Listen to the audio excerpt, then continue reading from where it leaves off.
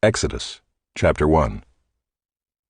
These are the names of the sons of Israel who came to Egypt with Jacob, each with his household: Reuben, Simeon, Levi and Judah, Issachar, Zebulun and Benjamin, Dan and Naphtali, Gad and Asher.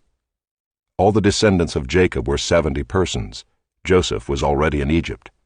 Then Joseph died, and all his brothers, and all that generation. But the people of Israel were fruitful and increased greatly. They multiplied and grew exceedingly strong, so that the land was filled with them. Now there arose a new king over Egypt, who did not know Joseph. And he said to his people, "Behold, the people of Israel are too many and too mighty for us. Come, let us deal shrewdly with them, lest they multiply, and if war breaks out, they join our enemies and fight against us and escape from the land." Therefore they set taskmasters over them to afflict them with heavy burdens. They built for Pharaoh store cities, Pithom and Raamses. But the more they were oppressed, the more they multiplied, and the more they spread abroad. And the Egyptians were in dread of the people of Israel. So they ruthlessly made the people of Israel work as slaves, and made their lives bitter with hard service, in mortar and brick, and in all kinds of work in the field. In all their work they ruthlessly made them work as slaves. Then the king of Egypt said to the Hebrew midwives, one of whom was named Shiphrah and the other Puah, "When you serve as midwife to the Hebrew women, and see them on the birth stool, if it is a son, you shall kill him, but if it is a daughter, she shall live." But the midwives feared God and did not do as the king of Egypt commanded them, but let the male children live. So the king of Egypt called the midwives and said to them, "Why have you done this, and let the male children live?" The midwives said to Pharaoh, "Because the Hebrew women are not like the Egyptian women, for they are vigorous and give birth before the midwife comes to them." So God dealt well with the midwives, and the people multiplied and grew very strong. And because the midwives feared God, he gave them families. Then Pharaoh commanded all his people, "Every son that is born to the Hebrews you shall cast into the Nile, but you shall let every daughter live." Chapter 2. Now a man from the house of Levi went and took as his wife a Levite woman. The woman conceived and bore a son, and when she saw that he was a fine child, she hid him 3 months. When she could hide him no longer, she took for him a basket made of bulrushes, and daubed it with bitumen and pitch. She put the child in it and placed it among the reeds by the river bank. And his sister stood at a distance to know what would be done to him. Now the daughter of Pharaoh came down to bathe at the river, while her young women walked beside the river. She saw the basket among the reeds, and sent her servant woman, and she took it. When she opened it, she saw the child, and behold, the baby was crying. She took pity on him and said, "This is one of the Hebrews' children." Then his sister said to Pharaoh's daughter, "Shall I go and call you a nurse from the Hebrew women to nurse the child for you?" And Pharaoh's daughter said to her, "Go." So the girl went and called the child's mother. And Pharaoh's daughter said to her, "Take this child away and nurse him for me, and I will give you your wages." So the woman took the child and nursed him. When the child grew older, she brought him to Pharaoh's daughter, and he became her son.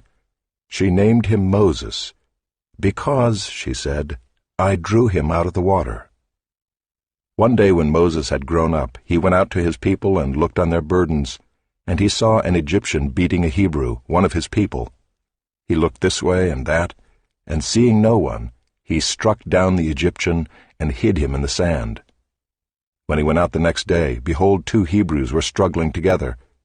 And he said to the man in the wrong, "Why do you strike your companion?" He answered, "Who made you a prince and a judge over us? Do you mean to kill me as you killed the Egyptian?" Then Moses was afraid and thought, "Surely the thing is known." When Pharaoh heard of it, he sought to kill Moses. But Moses fled from Pharaoh and stayed in the land of Midian, and he sat down by a well. Now the priest of Midian had 7 daughters, and they came and drew water and filled the troughs to water their father's flock. The shepherds came and drove them away, but Moses stood up and saved them and watered their flock. When they came home to their father Reuel, he said, "How is it that you have come home so soon today?" They said, "An Egyptian delivered us out of the hand of the shepherds, and even drew water for us, and watered the flock." He said to his daughters, "Then where is he? Why have you left the man? Call him that he may eat bread." And Moses was content to dwell with the man, and he gave Moses his daughter Zipporah. She gave birth to a son, and he called his name Gershom, for he said, "I have been a sojourner in a foreign land." During those many days the king of Egypt died, and the people of Israel groaned because of their slavery and cried out for help. Their cry for rescue from slavery came up to God. And God heard their groaning, and God remembered his covenant with Abraham, with Isaac, and with Jacob. God saw the people of Israel, and God knew.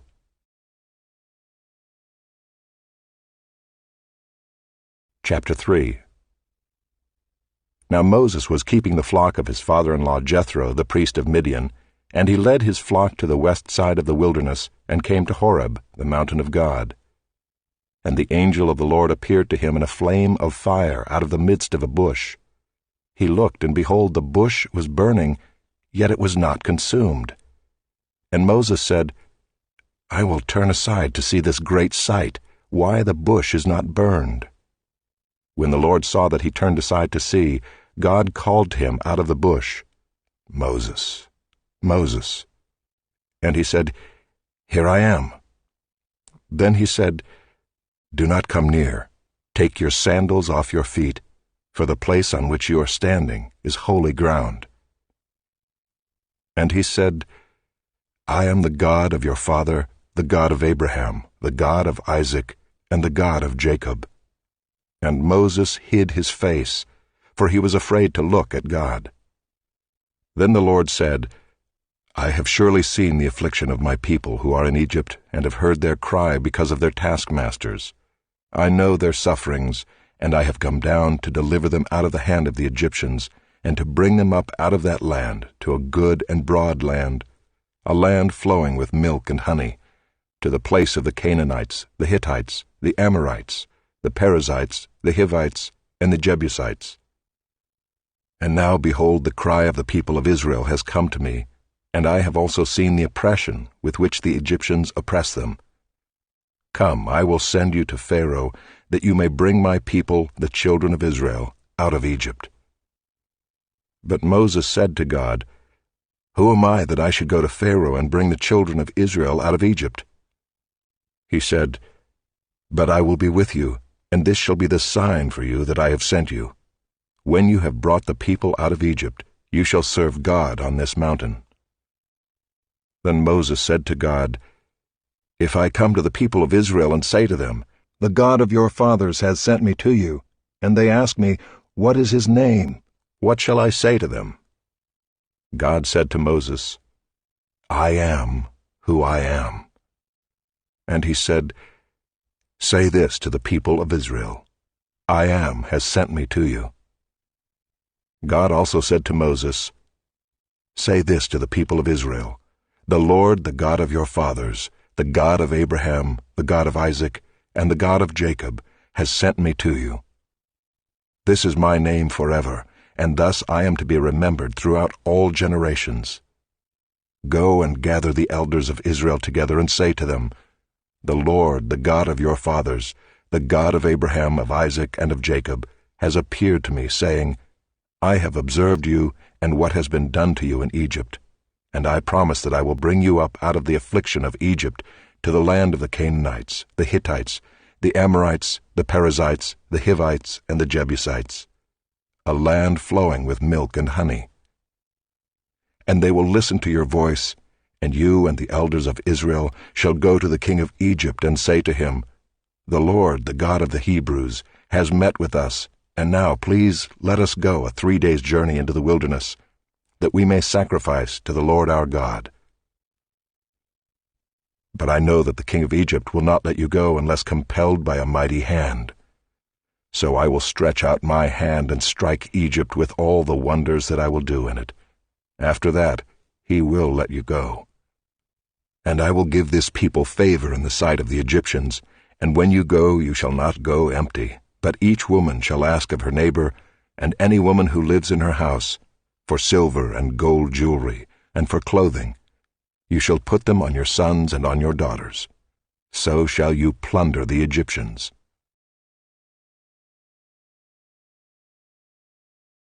Chapter 4.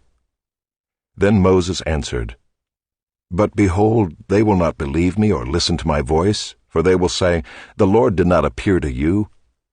The Lord said to him, What is that in your hand? He said, A staff. And he said, Throw it on the ground. So he threw it on the ground, and it became a serpent, and Moses ran from it. But the Lord said to Moses, Put out your hand and catch it by the tail. So he put out his hand and caught it, and it became a staff in his hand. That they may believe that the Lord, the God of their fathers, the God of Abraham, the God of Isaac, and the God of Jacob, has appeared to you. Again the Lord said to him, Put your hand inside your cloak. And he put his hand inside his cloak, and when he took it out, behold, his hand was leprous like snow. Then God said, Put your hand back inside your cloak. So he put his hand back inside his cloak, and when he took it out, behold, it was restored like the rest of his flesh. If they will not believe you, God said, or listen to the first sign, they may believe the latter sign. If they will not believe even these two signs, or listen to your voice, you shall take some water from the Nile, and pour it on the dry ground, and the water that you shall take from the Nile will become blood on the dry ground. But Moses said to the Lord, O my Lord, I am not eloquent, either in the past or since you have spoken to your servant, but I am slow of speech and of tongue.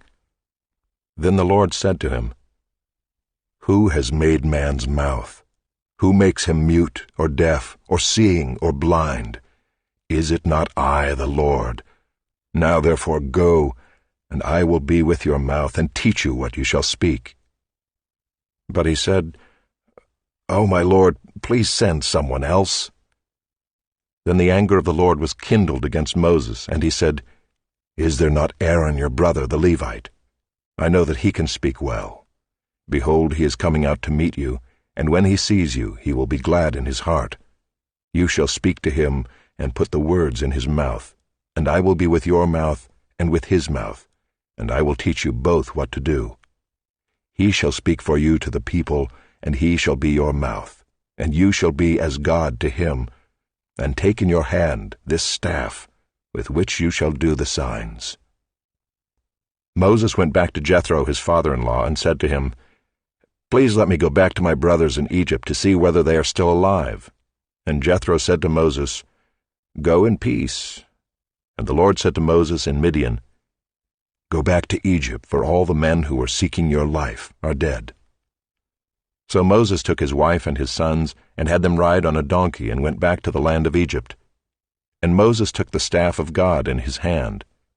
And the Lord said to Moses, When you go back to Egypt, see that you do before Pharaoh all the miracles that I have put in your power. But I will harden his heart, so that he will not let the people go. Then you shall say to Pharaoh, Thus says the Lord, Israel is my firstborn son, and I say to you, Let my son go that he may serve me. If you refuse to let him go, behold, I will kill your firstborn son. At a lodging place on the way, the Lord met him and sought to put him to death. Then Zipporah took a flint and cut off her son's foreskin and touched Moses' feet with it and said, Surely you are a bridegroom of blood to me. So he let him alone. It was then that she said, A bridegroom of blood, because of the circumcision.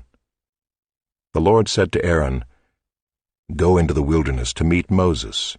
So he went and met him at the mountain of God and kissed him. And Moses told Aaron all the words of the Lord with which he had sent him to speak, and all the signs that he had commanded him to do. Then Moses and Aaron went and gathered together all the elders of the people of Israel.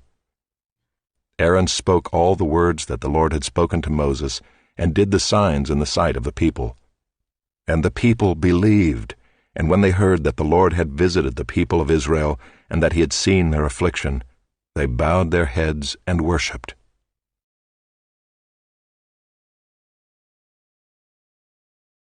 Chapter 5. Afterward Moses and Aaron went and said to Pharaoh, "Thus says the Lord, the God of Israel, Let my people go, that they may hold a feast to me in the wilderness." But Pharaoh said, "Who is the Lord, that I should obey his voice and let Israel go?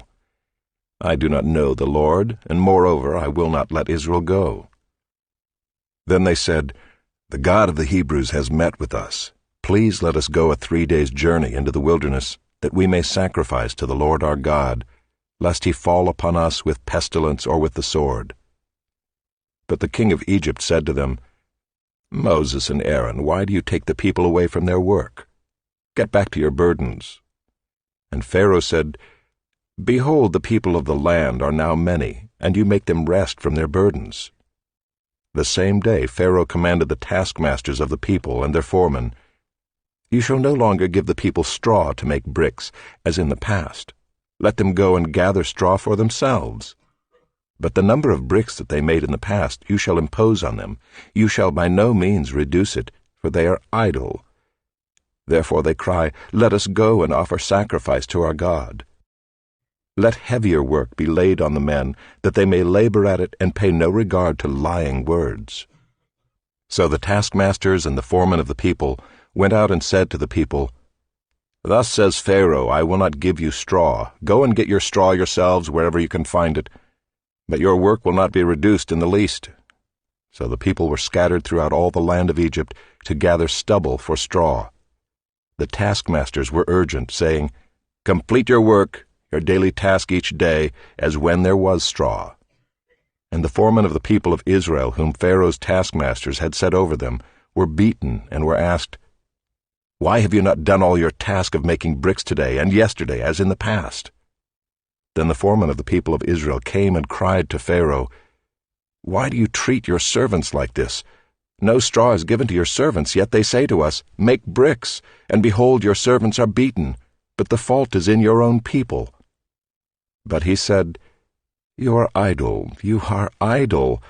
That is why you say, 'Let us go and sacrifice to the Lord.' Go now and work. No straw will be given you, but you must still deliver the same number of bricks." The foremen of the people of Israel saw that they were in trouble when they said, "You shall by no means reduce your number of bricks, your daily task each day." They met Moses and Aaron, who were waiting for them as they came out from Pharaoh, and they said to them, "The Lord look on you and judge, because you have made us stink in the sight of Pharaoh and his servants, and have put a sword in their hand to kill us." Then Moses turned to the Lord and said, "O Lord, why have you done evil to this people? Why did you ever send me? For since I came to Pharaoh to speak in your name, he has done evil to this people, and you have not delivered your people at all."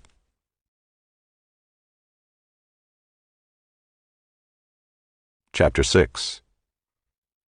But the Lord said to Moses, "Now you shall see what I will do to Pharaoh. For with a strong hand he will send them out, and with a strong hand he will drive them out of his land."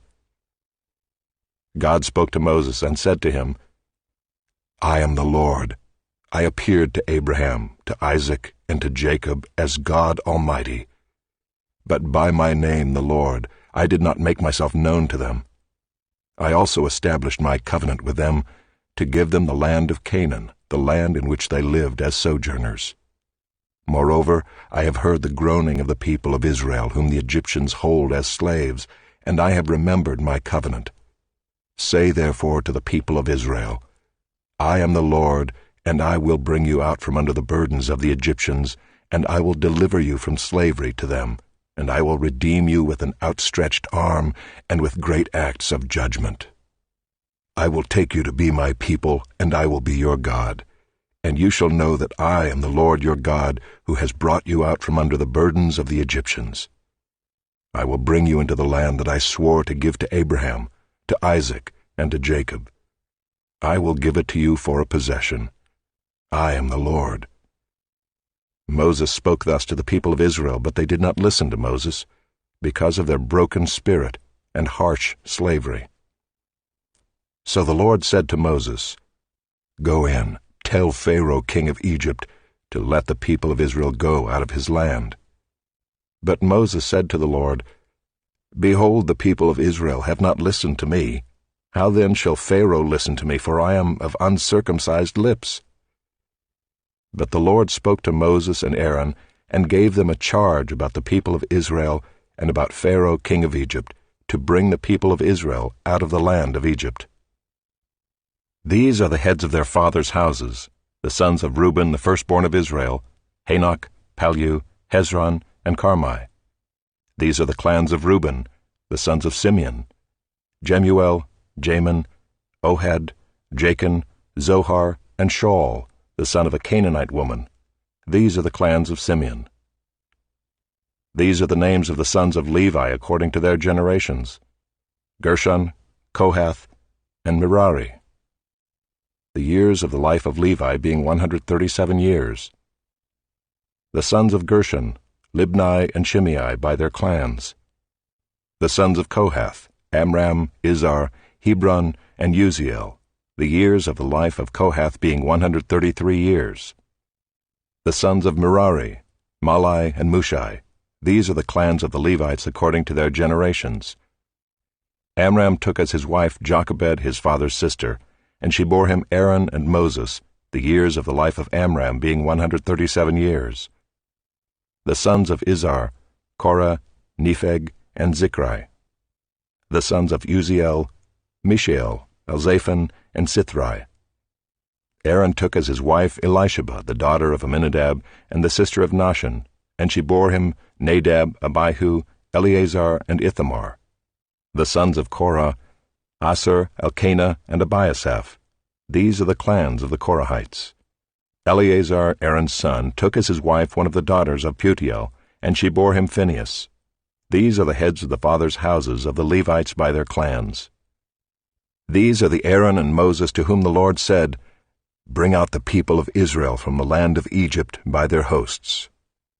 It was they who spoke to Pharaoh king of Egypt about bringing out the people of Israel from Egypt, this Moses and this Aaron. On the day when the Lord spoke to Moses in the land of Egypt, the Lord said to Moses, "I am the Lord. Tell Pharaoh king of Egypt all that I say to you." But Moses said to the Lord, "Behold, I am of uncircumcised lips. How will Pharaoh listen to me?"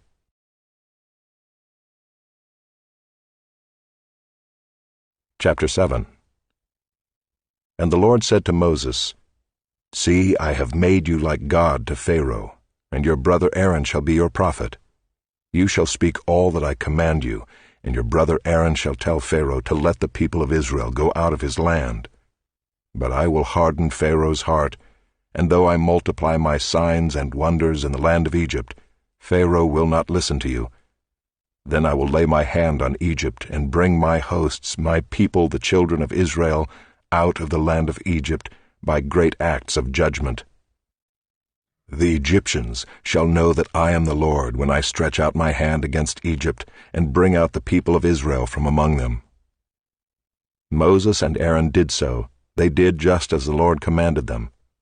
Now Moses was 80 years old and Aaron 83 years old when they spoke to Pharaoh.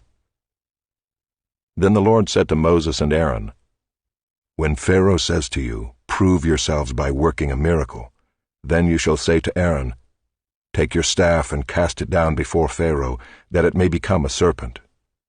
So Moses and Aaron went to Pharaoh and did just as the Lord commanded. Aaron cast down his staff before Pharaoh and his servants, and it became a serpent. Then Pharaoh summoned the wise men and the sorcerers, and they, the magicians of Egypt, also did the same by their secret arts. For each man cast down his staff, and they became serpents. But Aaron's staff swallowed up their staffs. Still Pharaoh's heart was hardened, and he would not listen to them as the Lord had said. Then the Lord said to Moses, "Pharaoh's heart is hardened. He refuses to let the people go. Go to Pharaoh in the morning as he is going out to the water. Stand on the bank of the Nile to meet him, and take in your hand the staff that turned into a serpent. And you shall say to him, 'The Lord, the God of the Hebrews, sent me to you, saying, Let my people go, that they may serve me in the wilderness. But so far you have not obeyed. Thus says the Lord, By this you shall know that I am the Lord. Behold, with the staff that is in my hand I will strike the water that is in the Nile, and it shall turn into blood. The fish in the Nile shall die, and the Nile will stink, and the Egyptians will grow weary of drinking water from the Nile. And the Lord said to Moses, Say to Aaron, Take your staff and stretch out your hand over the waters of Egypt, over their rivers, their canals, and their ponds, and all their pools of water, so that they may become blood, and there shall be blood throughout all the land of Egypt, even in vessels of wood and in vessels of stone. Moses and Aaron did as the Lord commanded. In the sight of Pharaoh and in the sight of his servants, he lifted up the staff and struck the water in the Nile, and all the water in the Nile turned into blood. And the fish in the Nile died, and the Nile stank, so that the Egyptians could not drink water from the Nile. There was blood throughout all the land of Egypt. But the magicians of Egypt did the same by their secret arts. So Pharaoh's heart remained hardened, and he would not listen to them, as the Lord had said. Pharaoh turned and went into his house, and he did not take even this to heart. And all the Egyptians dug along the Nile for water to drink, for they could not drink the water of the Nile. 7 full days passed after the Lord had struck the Nile. Chapter 8. Then the Lord said to Moses, Go into Pharaoh and say to him, Thus says the Lord, Let my people go, that they may serve me. But if you refuse to let them go, behold, I will plague all your country with frogs.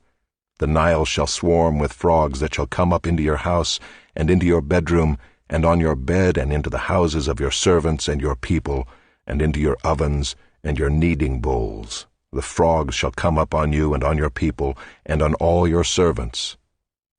And the Lord said to Moses, Say to Aaron, Stretch out your hand with your staff over the rivers, over the canals and over the pools, and make frogs come up on the land of Egypt.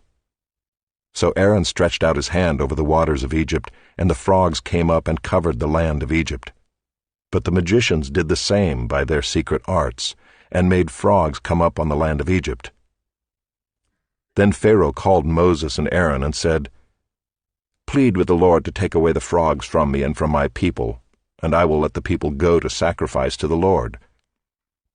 Moses said to Pharaoh, Be pleased to command me when I am to plead for you and for your servants and for your people, that the frogs be cut off from you and your houses, and be left only in the Nile. And he said, Tomorrow. Moses said, Be it as you say, so that you may know that there is no one like the Lord our God. The frogs shall go away from you and your houses and your servants and your people. They shall be left only in the Nile. So Moses and Aaron went out from Pharaoh, and Moses cried to the Lord about the frogs, as he had agreed with Pharaoh. And the Lord did according to the word of Moses. The frogs died out in the houses, the courtyards, and the fields. And they gathered them together in heaps, and the land stank. And when Pharaoh saw that there was a respite, he hardened his heart and would not listen to them as the Lord had said. Then the Lord said to Moses, Say to Aaron, Stretch out your staff and strike the dust of the earth, so that it may become gnats in all the land of Egypt. And they did so. Aaron stretched out his hand with his staff and struck the dust of the earth, and there were gnats on man and beast. All the dust of the earth became gnats in all the land of Egypt. The magicians tried by their secret arts to produce gnats, but they could not. So there were gnats on man and beast. Then the magician said to Pharaoh, This is the finger of God. But Pharaoh's heart was hardened, and he would not listen to them as the Lord had said. Then the Lord said to Moses, Rise up early in the morning and present yourself to Pharaoh, as he goes out to the water, and say to him, Thus says the Lord, Let my people go, that they may serve me. Or else, if you will not let my people go, behold, I will send swarms of flies on you and your servants and your people, and into your houses. And the houses of the Egyptians shall be filled with swarms of flies, and also the ground on which they stand. But on that day I will set apart the land of Goshen, where my people dwell, so that no swarms of flies shall be there, that you may know that I am the Lord in the midst of the earth. Thus I will put a division between my people and your people. Tomorrow this sign shall happen. And the Lord did so. There came great swarms of flies into the house of Pharaoh and into his servants' houses. Throughout all the land of Egypt the land was ruined by the swarms of flies. Then Pharaoh called Moses and Aaron and said, "Go, sacrifice to your God within the land." But Moses said, "It would not be right to do so, for the offerings we shall sacrifice to the Lord our God are an abomination to the Egyptians.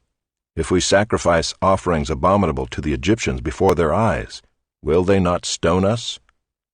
We must go 3 days' journey into the wilderness and sacrifice to the Lord our God as he tells us." So Pharaoh said, "I will let you go to sacrifice to the Lord your God in the wilderness, only you must not go very far away. Plead for me." Then Moses said, "Behold, I am going out from you, and I will plead with the Lord, that the swarms of flies may depart from Pharaoh, from his servants, and from his people, tomorrow. Only let not Pharaoh cheat again by not letting the people go to sacrifice to the Lord." So Moses went out from Pharaoh and prayed to the Lord. And the Lord did as Moses asked, and removed the swarms of flies from Pharaoh, from his servants, and from his people. Not one remained. But Pharaoh hardened his heart this time also, and did not let the people go. Chapter 9.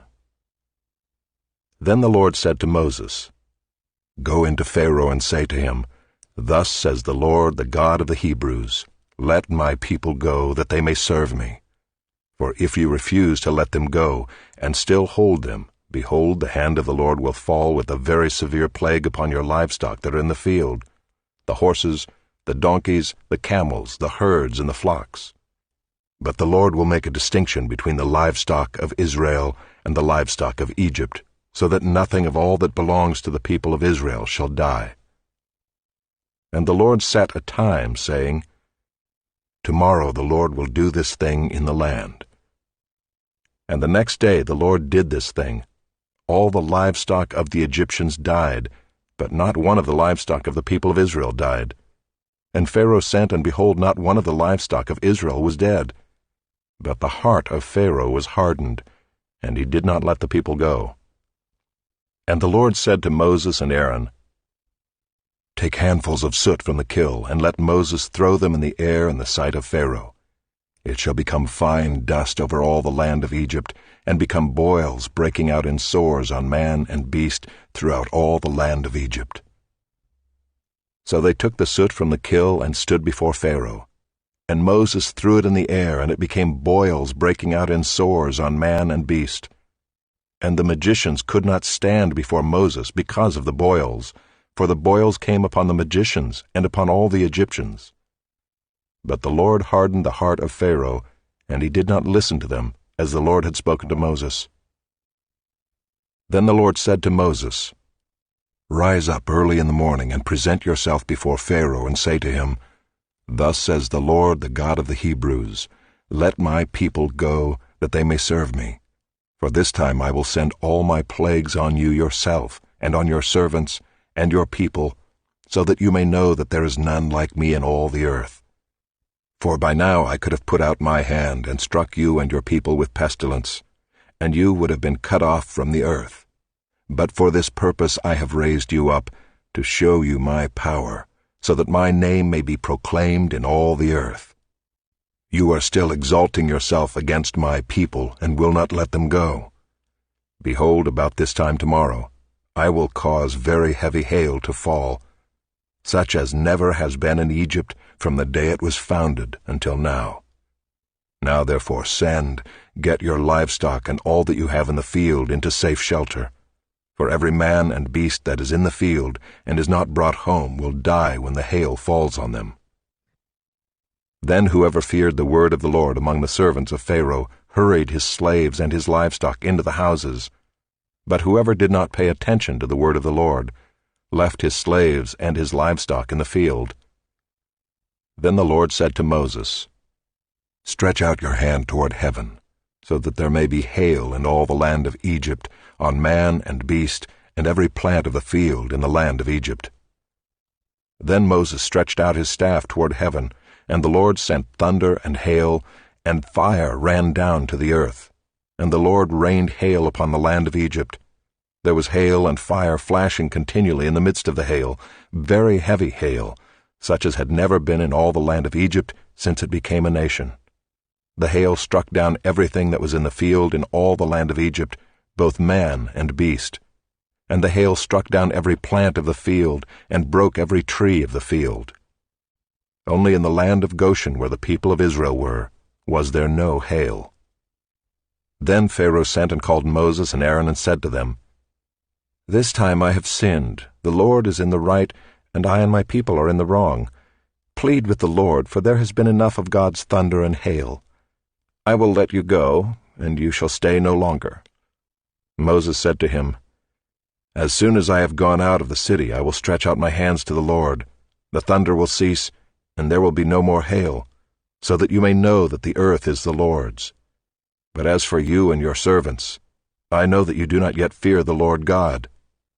The flax and the barley were struck down, for the barley was in the ear and the flax was in bud. But the wheat and the emmer were not struck down, for they are late in coming up.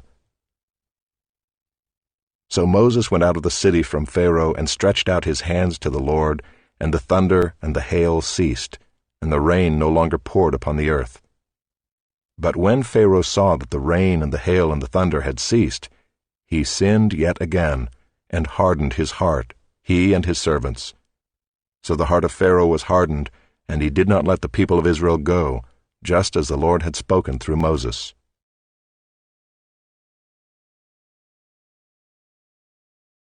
Chapter 10. Then the Lord said to Moses, "Go into Pharaoh, for I have hardened his heart and the heart of his servants, that I may show these signs of mine among them, and that you may tell in the hearing of your son and of your grandson how I have dealt harshly with the Egyptians, and what signs I have done among them, that you may know that I am the Lord." So Moses and Aaron went in to Pharaoh and said to him, "Thus says the Lord, the God of the Hebrews, how long will you refuse to humble yourself before me? Let my people go, that they may serve me. For if you refuse to let my people go, behold, tomorrow I will bring locusts into your country, and they shall cover the face of the land, so that no one can see the land. And they shall eat what is left to you after the hail, and they shall eat every tree of yours that grows in the field.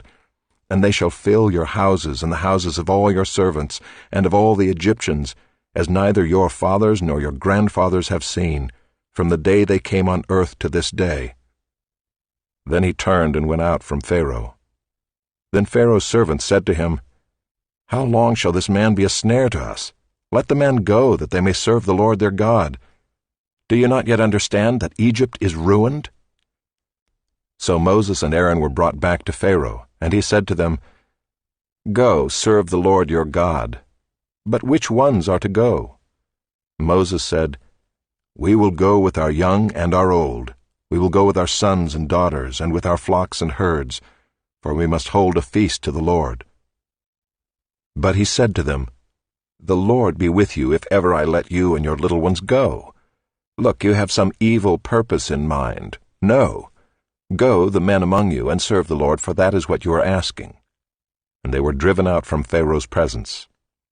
Then the Lord said to Moses, "Stretch out your hand over the land of Egypt for the locusts, so that they may come upon the land of Egypt and eat every plant in the land, all that the hail has left."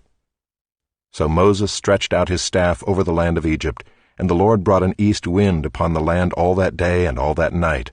When it was morning, the east wind had brought the locusts. The locusts came up over all the land of Egypt and settled on the whole country of Egypt, such a dense swarm of locusts as had never been before, nor ever will be again. They covered the face of the whole land, so that the land was darkened, and they ate all the plants in the land and all the fruit of the trees that the hail had left. Not a green thing remained, neither tree nor plant of the field, through all the land of Egypt. Then Pharaoh hastily called Moses and Aaron and said, "I have sinned against the Lord your God and against you. Now therefore forgive my sin, please, only this once, and plead with the Lord your God only to remove this death from me." So he went out from Pharaoh and pleaded with the Lord, and the Lord turned the wind into a very strong west wind, which lifted the locusts and drove them into the Red Sea. Not a single locust was left in all the country of Egypt. But the Lord hardened Pharaoh's heart, and he did not let the people of Israel go. Then the Lord said to Moses, "Stretch out your hand toward heaven, that there may be darkness over the land of Egypt, a darkness to be felt." So Moses stretched out his hand toward heaven, and there was pitch darkness in all the land of Egypt 3 days. They did not see one another, nor did anyone rise from his place for 3 days, but all the people of Israel had light where they lived. Then Pharaoh called Moses and said, "Go, serve the Lord, your little ones also may go with you, only let your flocks and your herds remain behind." But Moses said, "You must also let us have sacrifices and burnt offerings, that we may sacrifice to the Lord our God. Our livestock also must go with us. Not a hoof shall be left behind, for we must take of them to serve the Lord our God, and we do not know with what we must serve the Lord until we arrive there." But the Lord hardened Pharaoh's heart, and he would not let them go. Then Pharaoh said to him, "Get away from me, take care never to see my face again, for on the day you see my face you shall die." Moses said, "As you say, I will not see your face again."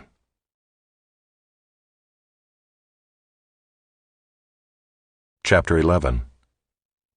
The Lord said to Moses, "Yet one plague more I will bring upon Pharaoh and upon Egypt. Afterward he will let you go from here. When he lets you go, he will drive you away completely. Speak now in the hearing of the people, that they ask every man of his neighbor and every woman of her neighbor for silver and gold jewelry." And the Lord gave the people favor in the sight of the Egyptians. Moreover, the man Moses was very great in the land of Egypt, in the sight of Pharaoh's servants, and in the sight of the people. So Moses said, "Thus says the Lord, about midnight I will go out in the midst of Egypt, and every firstborn in the land of Egypt shall die, from the firstborn of Pharaoh who sits on his throne, even to the firstborn of the slave girl who is behind the handmill, and all the firstborn of the cattle. There shall be a great cry throughout all the land of Egypt, such as there has never been nor ever will be again. But not a dog shall growl against any of the people of Israel, either man or beast, that you may know that the Lord makes a distinction between Egypt and Israel. And all these your servants shall come down to me and bow down to me, saying, 'Get out, you and all the people who follow you.' And after that I will go out." And he went out from Pharaoh in hot anger. Then the Lord said to Moses, "Pharaoh will not listen to you, that my wonders may be multiplied in the land of Egypt." Moses and Aaron did all these wonders before Pharaoh, and the Lord hardened Pharaoh's heart, and he did not let the people of Israel go out of his land.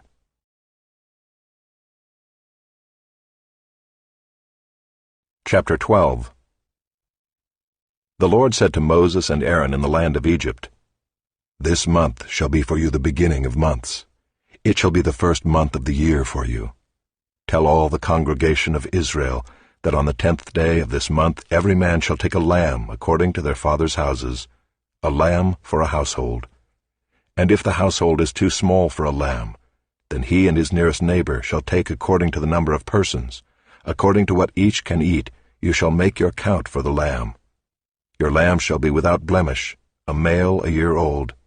You may take it from the sheep or from the goats, and you shall keep it until the 14th day of this month, when the whole assembly of the congregation of Israel shall kill their lambs at twilight. Then they shall take some of the blood and put it on the 2 doorposts and the lintel of the houses in which they eat it. They shall eat the flesh that night, roasted on the fire, with unleavened bread and bitter herbs they shall eat it. Do not eat any of it raw or boiled in water, but roasted, its head with its legs and its inner parts. And you shall let none of it remain until the morning. Anything that remains until the morning you shall burn. In this manner you shall eat it, with your belt fastened, your sandals on your feet, and your staff in your hand. And you shall eat it in haste. It is the Lord's Passover. For I will pass through the land of Egypt that night, and I will strike all the firstborn in the land of Egypt, both man and beast, and on all the gods of Egypt I will execute judgments. I am the Lord. The blood shall be a sign for you, on the houses where you are. And when I see the blood, I will pass over you, and no plague will befall you to destroy you, when I strike the land of Egypt. This day shall be for you a memorial day, and you shall keep it as a feast to the Lord. Throughout your generations, as a statute forever, you shall keep it as a feast. 7 days you shall eat unleavened bread. On the first day you shall remove leaven out of your houses. For if anyone eats what is leavened, from the first day until the 7th day, that person shall be cut off from Israel. On the first day you shall hold a holy assembly, and on the 7th day a holy assembly. No work shall be done on those days. But what everyone needs to eat, that alone may be prepared by you.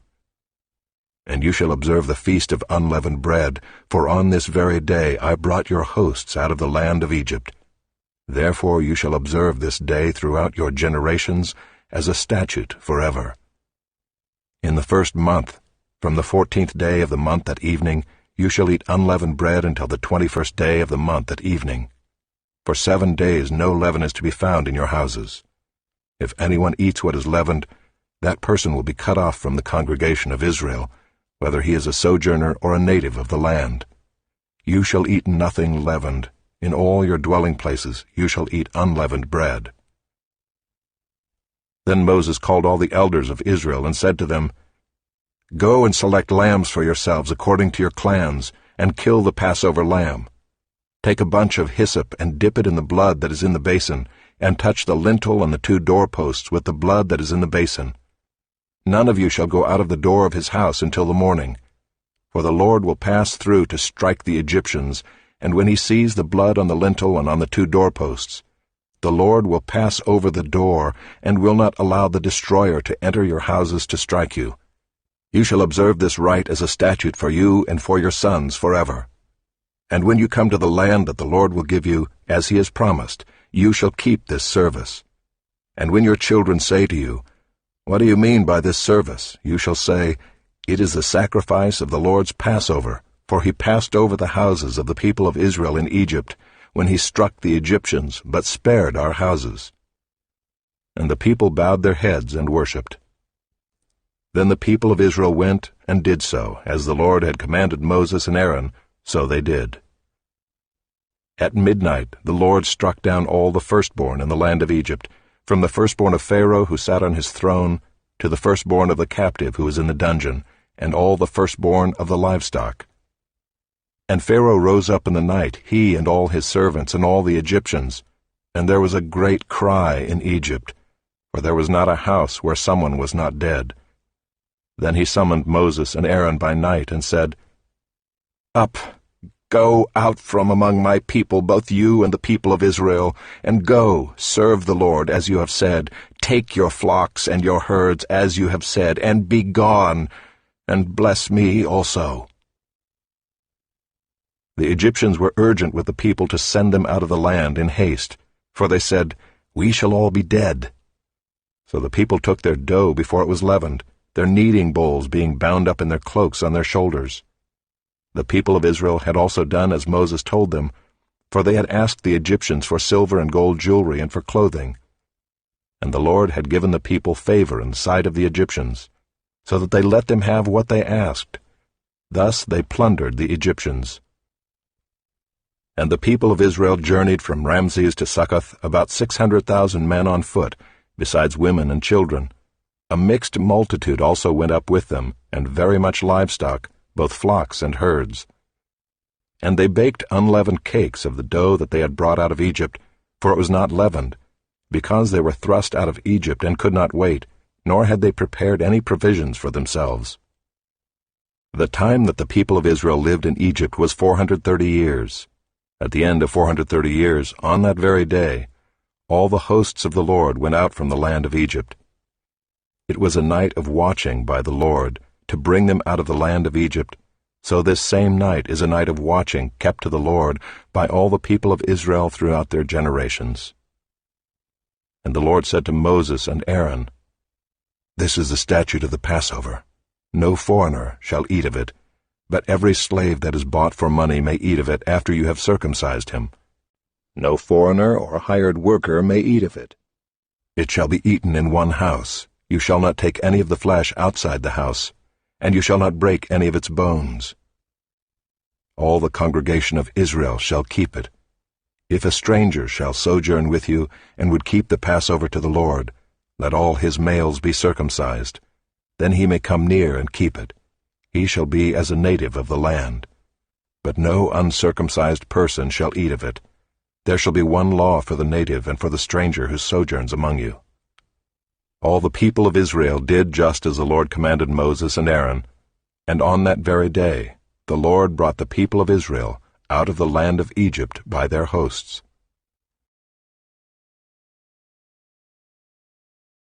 Chapter 13. The Lord said to Moses, Consecrate to me all the firstborn. Whatever is the first to open the womb among the people of Israel, both of man and of beast, is mine. Then Moses said to the people, Remember this day in which you came out from Egypt, out of the house of slavery, for by a strong hand the Lord brought you out from this place. No leavened bread shall be eaten. Today, in the month of Abib, you are going out. And when the Lord brings you into the land of the Canaanites, the Hittites, the Amorites, the Hivites, and the Jebusites, which he swore to your fathers to give you, a land flowing with milk and honey, you shall keep this service in this month. 7 days you shall eat unleavened bread, and on the 7th day there shall be a feast to the Lord. Unleavened bread shall be eaten for 7 days. No leavened bread shall be seen with you, and no leaven shall be seen with you in all your territory. You shall tell your son on that day, It is because of what the Lord did for me when I came out of Egypt. And it shall be to you as a sign on your hand, and as a memorial between your eyes, that the law of the Lord may be in your mouth. For with a strong hand the Lord has brought you out of Egypt. You shall therefore keep this statute at its appointed time from year to year. When the Lord brings you into the land of the Canaanites, as he swore to you and your fathers, and shall give it to you, you shall set apart to the Lord all that first opens the womb. All the firstborn of your animals that are males shall be the Lord's. Every firstborn of a donkey you shall redeem with a lamb, or if you will not redeem it, you shall break its neck. Every firstborn of man among your sons you shall redeem. And when in time to come your son asks you, What does this mean? You shall say to him, By a strong hand the Lord brought us out of Egypt from the house of slavery. For when Pharaoh stubbornly refused to let us go, the Lord killed all the firstborn in the land of Egypt, both the firstborn of man and the firstborn of animals. Therefore I sacrifice to the Lord all the males that first open the womb, but all the firstborn of my sons I redeem. It shall be as a mark on your hand or frontlets between your eyes, for by a strong hand the Lord brought us out of Egypt. When Pharaoh let the people go, God did not lead them by way of the land of the Philistines, although that was near. For God said, Lest the people change their minds when they see war and return to Egypt. But God led the people around by the way of the wilderness toward the Red Sea, and the people of Israel went up out of the land of Egypt equipped for battle. Moses took the bones of Joseph with him, for Joseph had made the sons of Israel solemnly swear, saying, God will surely visit you, and you shall carry up my bones with you from here. And they moved on from Succoth and encamped at Etham on the edge of the wilderness. And the Lord went before them by day in a pillar of cloud to lead them along the way, and by night in a pillar of fire to give them light, that they might travel by day and by night. The pillar of cloud by day and the pillar of fire by night did not depart from before the people. Chapter 14. Then the Lord said to Moses, Tell the people of Israel to turn back and encamp in front of Pi-hahiroth, between Migdol and the sea, in front of Baal-zephon. You shall encamp facing it by the sea. For Pharaoh will say of the people of Israel, They are wandering in the land, the wilderness has shut them in.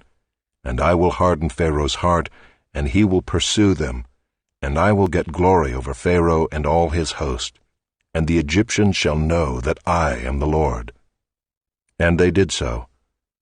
When the king of Egypt was told that the people had fled, the mind of Pharaoh and his servants was changed toward the people, and they said, "What is this we have done, that we have let Israel go from serving us?" So he made ready his chariot and took his army with him, and took 600 chosen chariots and all the other chariots of Egypt with officers over all of them. And the Lord hardened the heart of Pharaoh king of Egypt, and he pursued the people of Israel, while the people of Israel were going out defiantly. The Egyptians pursued them, all Pharaoh's horses and chariots and his horsemen and his army, and overtook them encamped at the sea by Pi-hahiroth in front of Baal-zephon. When Pharaoh drew near, the people of Israel lifted up their eyes, and behold, the Egyptians were marching after them, and they feared greatly. And the people of Israel cried out to the Lord. They said to Moses, "Is it because there are no graves in Egypt that you have taken us away to die in the wilderness? What have you done to us in bringing us out of Egypt? Is not this what we said to you in Egypt? Leave us alone that we may serve the Egyptians? For it would have been better for us to serve the Egyptians than to die in the wilderness." And Moses said to the people, "Fear not, stand firm, and see the salvation of the Lord, which he will work for you today. For the Egyptians whom you see today, you shall never see again. The Lord will fight for you, and you have only to be silent." The Lord said to Moses, "Why do you cry to me? Tell the people of Israel to go forward. Lift up your staff and stretch out your hand over the sea, and divide it, that the people of Israel may go through the sea on dry ground. And I will harden the hearts of the Egyptians, so that they shall go in after them, and I will get glory over Pharaoh and all his host, his chariots and his horsemen. And the Egyptians shall know that I am the Lord, when I have gotten glory over Pharaoh, his chariots, and his horsemen." Then the angel of God who was going before the host of Israel moved and went behind them, and the pillar of cloud moved from before them and stood behind them, coming between the host of Egypt and the host of Israel. And there was the cloud and the darkness, and it lit up the night, without one coming near the other all night. Then Moses stretched out his hand over the sea, and the Lord drove the sea back by a strong east wind all night, and made the sea dry land, and the waters were divided. And the people of Israel went into the midst of the sea on dry ground, the waters being a wall to them on their right hand and on their left. The Egyptians pursued and went in after them into the midst of the sea, all Pharaoh's horses, his chariots, and his horsemen. And in the morning watch the Lord in the pillar of fire and of cloud looked down on the Egyptian forces, and threw the Egyptian forces into a panic, clogging their chariot wheels, so that they drove heavily. And the Egyptians said, "Let us flee from before Israel, for the Lord fights for them against the Egyptians." Then the Lord said to Moses, "Stretch out your hand over the sea, that the water may come back upon the Egyptians, upon their chariots, and upon their horsemen." So Moses stretched out his hand over the sea, and the sea returned to its normal course when the morning appeared. And as the Egyptians fled into it, the Lord threw the Egyptians into the midst of the sea. The waters returned and covered the chariots and the horsemen. Of all the host of Pharaoh that had followed them into the sea, not one of them remained. But the people of Israel walked on dry ground through the sea, the waters being a wall to them on their right hand and on their left. Thus the Lord saved Israel that day from the hand of the Egyptians, and Israel saw the Egyptians dead on the seashore. Israel saw the great power that the Lord used against the Egyptians, so the people feared the Lord, and they believed in the Lord and in his servant Moses.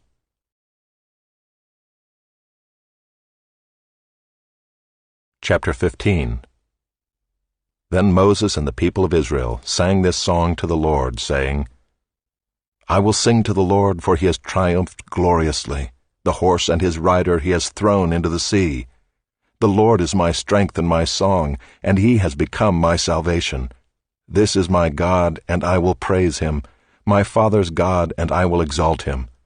The Lord is a man of war, the Lord is his name. Pharaoh's chariots and his host he cast into the sea, and his chosen officers were sunk in the Red Sea. The floods covered them. They went down into the depths like a stone. Your right hand, O Lord, glorious in power. Your right hand, O Lord, shatters the enemy. In the greatness of your majesty you overthrow your adversaries. You send out your fury. It consumes them like stubble.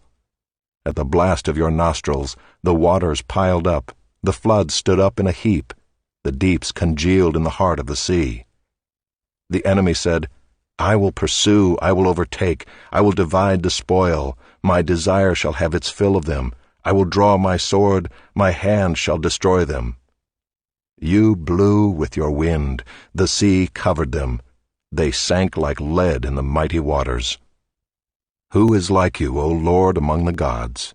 Who is like you, majestic in holiness, awesome in glorious deeds, doing wonders? You stretched out your right hand, the earth swallowed them. You have led in your steadfast love the people whom you have redeemed. You have guided them by your strength to your holy abode. The peoples have heard, they tremble. Pangs have seized the inhabitants of Philistia. Now are the chiefs of Edom dismayed. Trembling seizes the leaders of Moab. All the inhabitants of Canaan have melted away. Terror and dread fall upon them. Because of the greatness of your arm, they are still as a stone. Till your people, O Lord, pass by. Till the people pass by whom you have purchased. You will bring them in and plant them on your own mountain, the place, O Lord, which you have made for your abode, the sanctuary, O Lord, which your hands have established. The Lord will reign forever and ever. For when the horses of Pharaoh with his chariots and his horsemen went into the sea, the Lord brought back the waters of the sea upon them, but the people of Israel walked on dry ground in the midst of the sea. Then Miriam the prophetess, the sister of Aaron, took a tambourine in her hand, and all the women went out after her with tambourines and dancing. And Miriam sang to them, Sing to the Lord, for he has triumphed gloriously. The horse and his rider he has thrown into the sea. Then Moses made Israel set out from the Red Sea, and they went into the wilderness of Shur. They went 3 days in the wilderness and found no water. When they came to Marah, they could not drink the water of Marah because it was bitter. Therefore it was named Marah. And the people grumbled against Moses, saying, What shall we drink? And he cried to the Lord, and the Lord showed him a log, and he threw it into the water, and the water became sweet. There the Lord made for them a statute and a rule, and there he tested them, saying, If you will diligently listen to the voice of the Lord your God, and do that which is right in his eyes, and give ear to his commandments, and keep all his statutes, I will put none of the diseases on you that I put on the Egyptians, for I am the Lord your healer. Then they came to Elim, where there were 12 springs of water and 70 palm trees, and they encamped there by the water. Chapter 16. They set out from Elim, and all the congregation of the people of Israel came to the wilderness of Sin, which is between Elim and Sinai, on the 15th day of the 2nd month after they had departed from the land of Egypt. And the whole congregation of the people of Israel grumbled against Moses and Aaron in the wilderness. And the people of Israel said to them, Would that we had died by the hand of the Lord in the land of Egypt, when we sat by the meat pots and ate bread to the full. For you have brought us out into this wilderness to kill this whole assembly with hunger. Then the Lord said to Moses, Behold, I am about to rain bread from heaven for you, and the people shall go out and gather a day's portion every day, that I may test them, whether they will walk in my law or not. On the 6th day, when they prepare what they bring in, it will be twice as much as they gather daily. So Moses and Aaron said to all the people of Israel, At evening you shall know that it was the Lord who brought you out of the land of Egypt, and in the morning you shall see the glory of the Lord, because he has heard your grumbling against the Lord. For what are we that you grumble against us? And Moses said, When the Lord gives you in the evening meat to eat, and in the morning bread to the full, because the Lord has heard your grumbling, that you grumble against him, what are we? Your grumbling is not against us, but against the Lord. Then Moses said to Aaron, Say to the whole congregation of the people of Israel, Come near before the Lord, for he has heard your grumbling. And as soon as Aaron spoke to the whole congregation of the people of Israel, they looked toward the wilderness, and behold, the glory of the Lord appeared in the cloud. And the Lord said to Moses, I have heard the grumbling of the people of Israel. Say to them, At twilight you shall eat meat, and in the morning you shall be filled with bread. Then you shall know that I am the Lord your God. In the evening quail came up and covered the camp, and in the morning dew lay around the camp. And when the dew had gone up, there was on the face of the wilderness a fine, flake-like thing, fine as frost on the ground. When the people of Israel saw it, they said to one another, What is it? For they did not know what it was. And Moses said to them, It is the bread that the Lord has given you to eat. This is what the Lord has commanded. Gather of it, each one of you, as much as he can eat. You shall each take an omer according to the number of the persons that each of you has in his tent. And the people of Israel did so. They gathered, some more, some less. But when they measured it with an omer, whoever gathered much had nothing left over, and whoever gathered little had no lack. Each of them gathered as much as he could eat. And Moses said to them, Let no one leave any of it over till the morning. But they did not listen to Moses. Some left part of it till the morning, and it bred worms and stank. And Moses was angry with them. Morning by morning they gathered it, each as much as he could eat. But when the sun grew hot, it melted. On the 6th day they gathered twice as much bread, 2 omers each. And when all the leaders of the congregation came and told Moses, he said to them, This is what the Lord has commanded. Tomorrow is a day of solemn rest, a holy Sabbath to the Lord. Bake what you will bake, and boil what you will boil, and all that is left over lay aside to be kept till the morning. So they laid it aside till the morning, as Moses commanded them, and it did not stink, and there were no worms in it. Moses said, Eat it today, for today is a Sabbath to the Lord. Today you will not find it in the field. 6 days you shall gather it, but on the 7th day, which is a Sabbath, there will be none. On the 7th day some of the people went out to gather, but they found none. And the Lord said to Moses, How long will you refuse to keep my commandments and my laws? See, the Lord has given you the Sabbath. Therefore on the 6th day he gives you bread for 2 days. Remain each of you in his place. Let no one go out of his place on the 7th day. So the people rested on the 7th day. Now the house of Israel called its name manna. It was like coriander seed, white, and the taste of it was like wafers made with honey. Moses said, This is what the Lord has commanded. Let an omer of it be kept throughout your generations, so that they may see the bread with which I fed you in the wilderness, when I brought you out of the land of Egypt. And Moses said to Aaron, Take a jar and put an omer of manna in it, and place it before the Lord to be kept throughout your generations.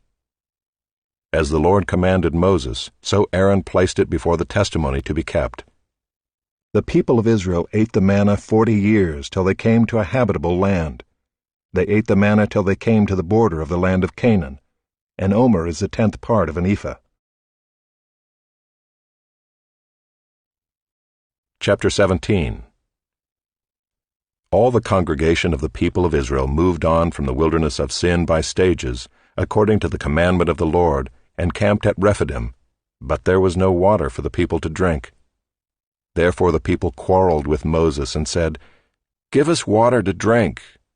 And Moses said to them, Why do you quarrel with me? Why do you test the Lord? But the people thirsted there for water, and the people grumbled against Moses and said, Why did you bring us up out of Egypt to kill us and our children and our livestock with thirst? So Moses cried to the Lord, What shall I do with this people? They are almost ready to stone me. And the Lord said to Moses, Pass on before the people, taking with you some of the elders of Israel, and take in your hand the staff with which you struck the Nile, and go. Behold, I will stand before you there on the rock at Horeb, and you shall strike the rock, and water shall come out of it, and the people will drink. And Moses did so in the sight of the elders of Israel. And he called the name of the place Massah and Meribah, because of the quarreling of the people of Israel, and because they tested the Lord by saying, Is the Lord among us or not? Then Amalek came and fought with Israel at Rephidim. So Moses said to Joshua, Choose for us men, and go out and fight with Amalek. Tomorrow I will stand on the top of the hill with the staff of God in my hand. So Joshua did as Moses told him, and fought with Amalek, while Moses, Aaron, and Hur went up to the top of the hill. Whenever Moses held up his hand, Israel prevailed, and whenever he lowered his hand, Amalek prevailed. But Moses' hands grew weary, so they took a stone and put it under him, and he sat on it, while Aaron and Hur held up his hands, one on one side and the other on the other side. So his hands were steady until the going down of the sun. And Joshua overwhelmed Amalek and his people with the sword. Then the Lord said to Moses, Write this as a memorial in a book, and recite it in the ears of Joshua, that I will utterly blot out the memory of Amalek from under heaven. And Moses built an altar and called the name of it, The Lord is my banner, saying, A hand upon the throne of the Lord will have war with Amalek from generation to generation.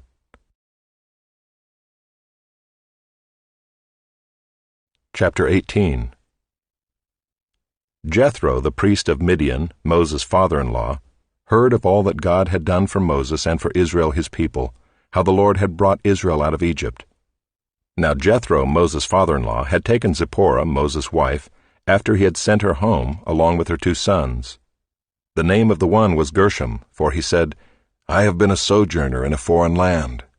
And the name of the other, Eliezer, for he said, The God of my father was my help, and delivered me from the sword of Pharaoh. Jethro, Moses' father-in-law, came with his sons and his wife to Moses in the wilderness where he was encamped at the mountain of God. And when he sent word to Moses, I, your father-in-law Jethro, am coming to you with your wife and her 2 sons with her. Moses went out to meet his father-in-law and bowed down and kissed him. And they asked each other of their welfare and went into the tent. Then Moses told his father-in-law all that the Lord had done to Pharaoh and to the Egyptians for Israel's sake, all the hardship that had come upon them in the way, and how the Lord had delivered them. And Jethro rejoiced for all the good that the Lord had done to Israel, in that he had delivered them out of the hand of the Egyptians. Jethro said, Blessed be the Lord who has delivered you out of the hand of the Egyptians, and out of the hand of Pharaoh, and has delivered the people from under the hand of the Egyptians. Now I know that the Lord is greater than all gods, because in this affair they dealt arrogantly with the people. And Jethro, Moses' father-in-law, brought a burnt offering and sacrifices to God. And Aaron came with all the elders of Israel to eat bread with Moses' father-in-law before God. The next day Moses sat to judge the people, and the people stood around Moses from morning till evening. When Moses' father-in-law saw all that he was doing for the people, he said, What is this that you are doing for the people? Why do you sit alone, and all the people stand around you from morning till evening? And Moses said to his father-in-law, Because the people come to me to inquire of God. When they have a dispute, they come to me, and I decide between one person and another, and I make them know the statutes of God and his laws. Moses' father-in-law said to him, What you are doing is not good. You and the people with you will certainly wear yourselves out, for the thing is too heavy for you. You are not able to do it alone. Now obey my voice. I will give you advice, and God be with you. You shall represent the people before God and bring their cases to God, and you shall warn them about the statutes and the laws, and make them know the way in which they must walk and what they must do. Moreover, look for able men from all the people, men who fear God, who are trustworthy and hate a bribe, and place such men over the people as chiefs of thousands, of hundreds, of 50s, and of 10s. And let them judge the people at all times. Every great matter they shall bring to you, but any small matter they shall decide themselves. So it will be easier for you, and they will bear the burden with you. If you do this, God will direct you, you will be able to endure, and all this people also will go to their place in peace. So Moses listened to the voice of his father-in-law, and did all that he had said. Moses chose able men out of all Israel and made them heads over the people, chiefs of thousands, of hundreds, of fifties, and of tens. And they judged the people at all times. Any hard case they brought to Moses, but any small matter they decided themselves. Then Moses let his father-in-law depart, and he went away to his own country.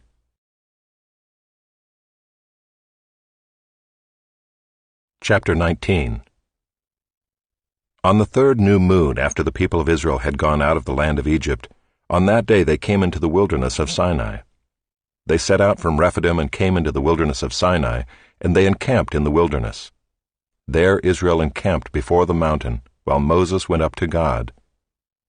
The Lord called to him out of the mountain, saying, "Thus you shall say to the house of Jacob, and tell the people of Israel, You yourselves have seen what I did to the Egyptians, and how I bore you on eagle's wings and brought you to myself. Now therefore, if you will indeed obey my voice and keep my covenant, you shall be my treasured possession among all peoples, for all the earth is mine, and you shall be to me a kingdom of priests and a holy nation.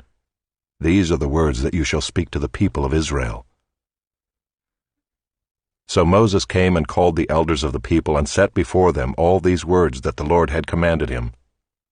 All the people answered together and said, "All that the Lord has spoken we will do."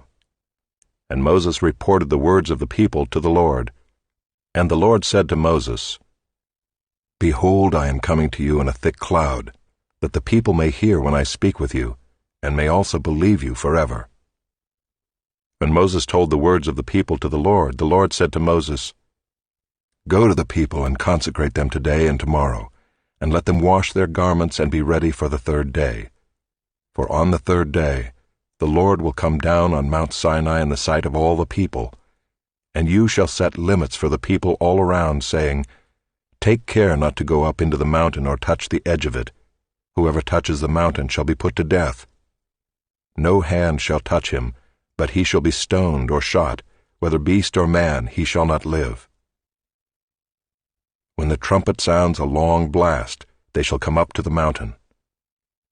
So Moses went down from the mountain to the people and consecrated the people, and they washed their garments. And he said to the people, "Be ready for the third day. Do not go near a woman." On the morning of the third day there were thunders and lightnings and a thick cloud in the mountain, and a very loud trumpet blast, so that all the people in the camp trembled. Then Moses brought the people out of the camp to meet God, and they took their stand at the foot of the mountain. Now Mount Sinai was wrapped in smoke, because the Lord had descended on it in fire. The smoke of it went up like the smoke of a kill, and the whole mountain trembled greatly. And as the sound of the trumpet grew louder and louder, Moses spoke, and God answered him in thunder. The Lord came down on Mount Sinai to the top of the mountain, and the Lord called Moses to the top of the mountain, and Moses went up. And the Lord said to Moses, "Go down and warn the people, lest they break through to the Lord to look, and many of them perish. Also let the priests who come near to the Lord consecrate themselves, lest the Lord break out against them." And Moses said to the Lord, "The people cannot come up to Mount Sinai, for you yourself warned us, saying, Set limits around the mountain and consecrate it." And the Lord said to him, "Go down and come up bringing Aaron with you, but do not let the priests and the people break through to come up to the Lord, lest he break out against them." So Moses went down to the people and told them.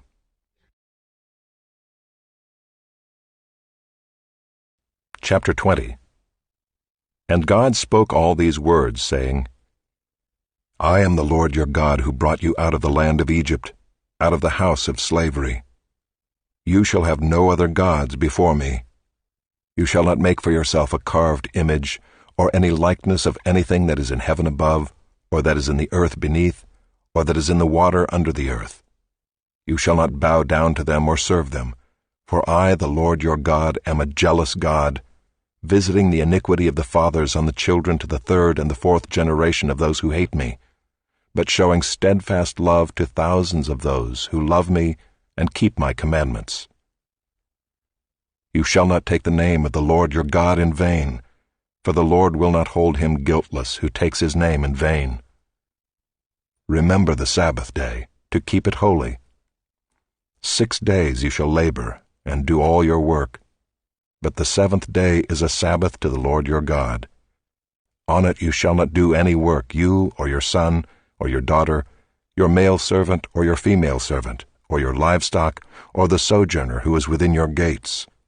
For in 6 days the Lord made heaven and earth, the sea and all that is in them, and rested on the 7th day.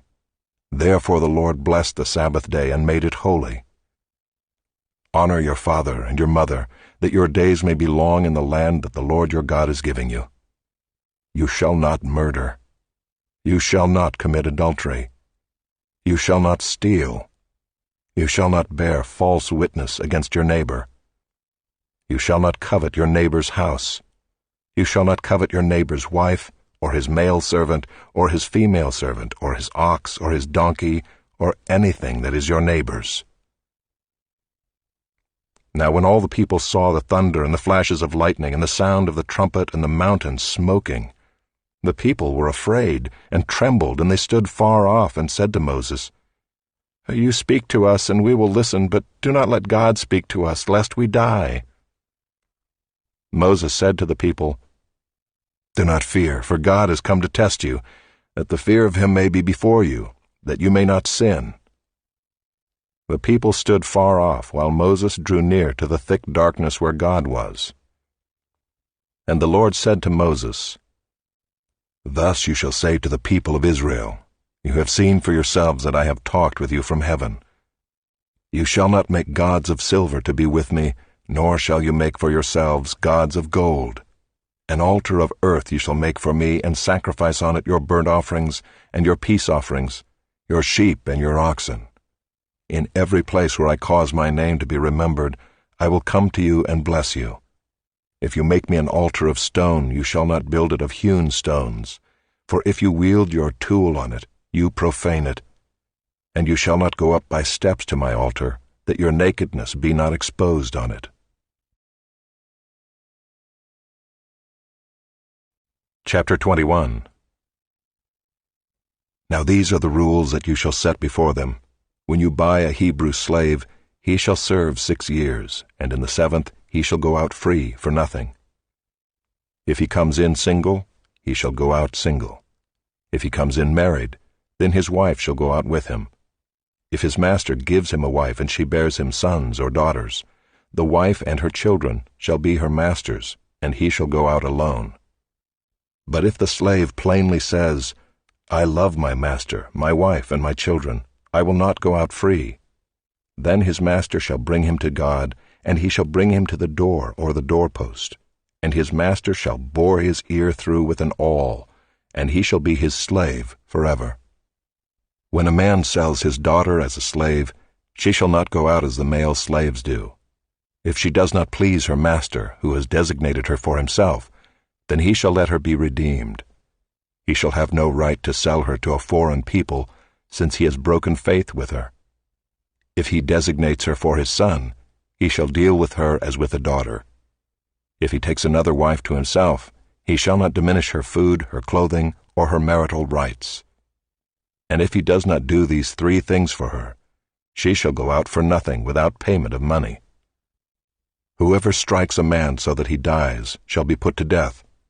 But if he did not lie in wait for him, but God let him fall into his hand, then I will appoint for you a place to which he may flee. But if a man willfully attacks another to kill him by cunning, you shall take him from my altar, that he may die. Whoever strikes his father or his mother shall be put to death. Whoever steals a man and sells him, and anyone found in possession of him shall be put to death. Whoever curses his father or his mother shall be put to death. When men quarrel and one strikes the other with a stone or with his fist, and the man does not die but takes to his bed, then if the man rises again and walks outdoors with his staff, he who struck him shall be clear. Only he shall pay for the loss of his time, and shall have him thoroughly healed. When a man strikes his slave, male or female, with a rod, and the slave dies under his hand, he shall be avenged. But if the slave survives a day or 2, he is not to be avenged, for the slave is his money. When men strive together and hit a pregnant woman, so that her children come out. But there is no harm. The one who hit her shall surely be fined, as the woman's husband shall impose on him, and he shall pay as the judges determine. But if there is harm, then you shall pay life for life, eye for eye, tooth for tooth, hand for hand, foot for foot, burn for burn, wound for wound, stripe for stripe. When a man strikes the eye of his slave, male or female, and destroys it, he shall let the slave go free because of his eye. If he knocks out the tooth of his slave, male or female, he shall let the slave go free because of his tooth. When an ox gores a man or a woman to death, the ox shall be stoned, and its flesh shall not be eaten, but the owner of the ox shall not be liable. But if the ox has been accustomed to gore in the past, and its owner has been warned but has not kept it in, and it kills a man or a woman, the ox shall be stoned, and its owner also shall be put to death. If a ransom is imposed on him, then he shall give for the redemption of his life whatever is imposed on him. If it gores a man's son or daughter, he shall be dealt with according to the same rule. If the ox gores a slave, male or female, the owner shall give to their master 30 shekels of silver, and the ox shall be stoned. When a man opens a pit, or when a man digs a pit and does not cover it, and an ox or a donkey falls into it, the owner of the pit shall make restoration. He shall give money to its owner, and the dead beast shall be his.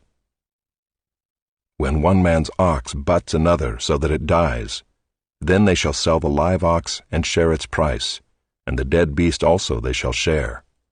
Or if it is known that the ox has been accustomed to gore in the past, and its owner has not kept it in, he shall repay ox for ox, and the dead beast shall be his.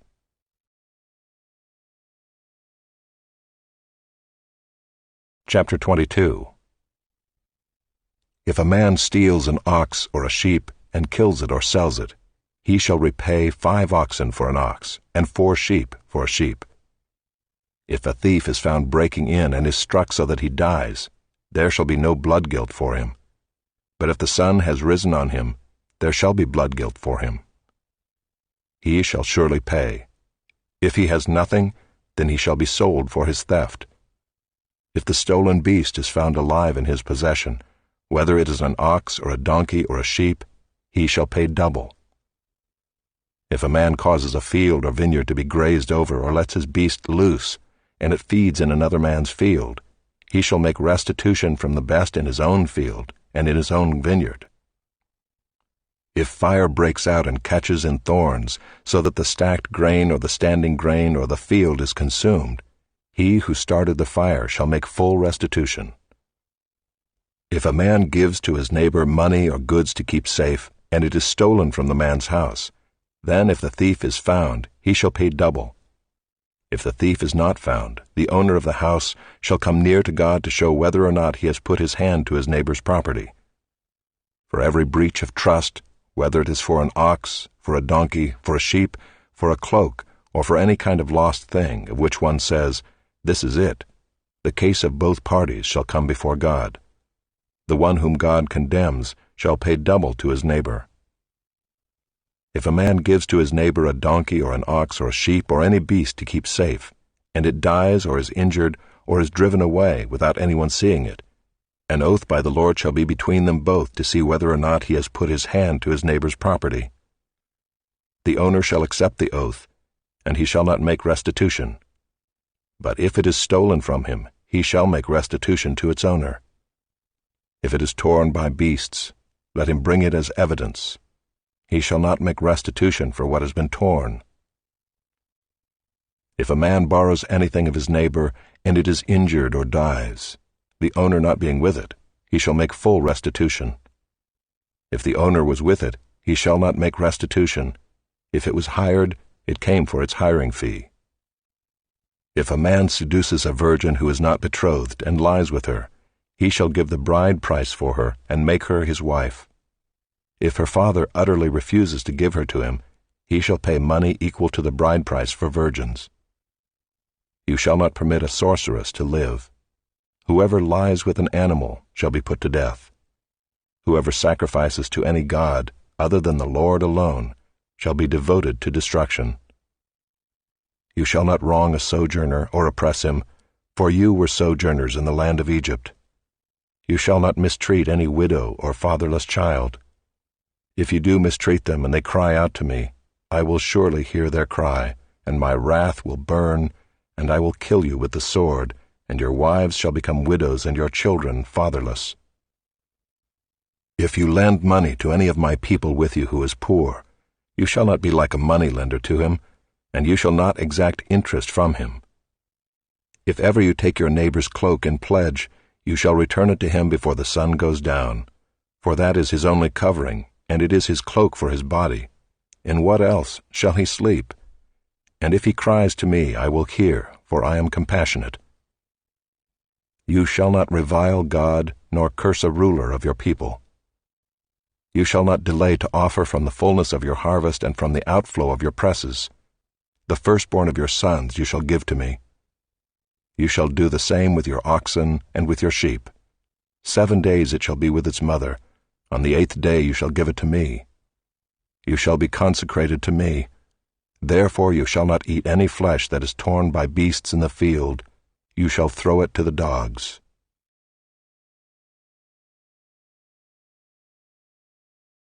Chapter 23. You shall not spread a false report. You shall not join hands with a wicked man to be a malicious witness. You shall not fall in with the many to do evil, nor shall you bear witness in a lawsuit, siding with the many, so as to pervert justice, nor shall you be partial to a poor man in his lawsuit. If you meet your enemy's ox or his donkey going astray, you shall bring it back to him. If you see the donkey of one who hates you lying down under its burden, you shall refrain from leaving him with it. You shall rescue it with him. You shall not pervert the justice due to your poor in his lawsuit. Keep far from a false charge, and do not kill the innocent and righteous, for I will not acquit the wicked. And you shall take no bribe, for a bribe blinds the clear-sighted and subverts the cause of those who are in the right. You shall not oppress a sojourner. You know the heart of a sojourner, for you were sojourners in the land of Egypt. For 6 years you shall sow your land and gather in its yield, but the 7th year you shall let it rest and lie fallow, that the poor of your people may eat, and what they leave the beasts of the field may eat. You shall do likewise with your vineyard and with your olive orchard. 6 days you shall do your work, but on the 7th day you shall rest, that your ox and your donkey may have rest, and the son of your servant woman and the alien may be refreshed. Pay attention to all that I have said to you, and make no mention of the names of other gods, nor let it be heard on your lips. 3 times in the year you shall keep a feast to me. You shall keep the feast of unleavened bread. As I commanded you, you shall eat unleavened bread for 7 days at the appointed time in the month of Abib. For in it you came out of Egypt. None shall appear before me empty-handed. You shall keep the feast of harvest, of the firstfruits of your labor, of what you sow in the field. You shall keep the feast of ingathering at the end of the year, when you gather in from the field the fruit of your labor. 3 times in the year shall all your males appear before the Lord God. You shall not offer the blood of my sacrifice with anything leavened, or let the fat of my feast remain until the morning. The best of the firstfruits of your ground you shall bring into the house of the Lord your God.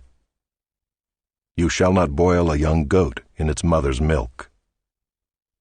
Behold, I send an angel before you to guard you on the way, and to bring you to the place that I have prepared.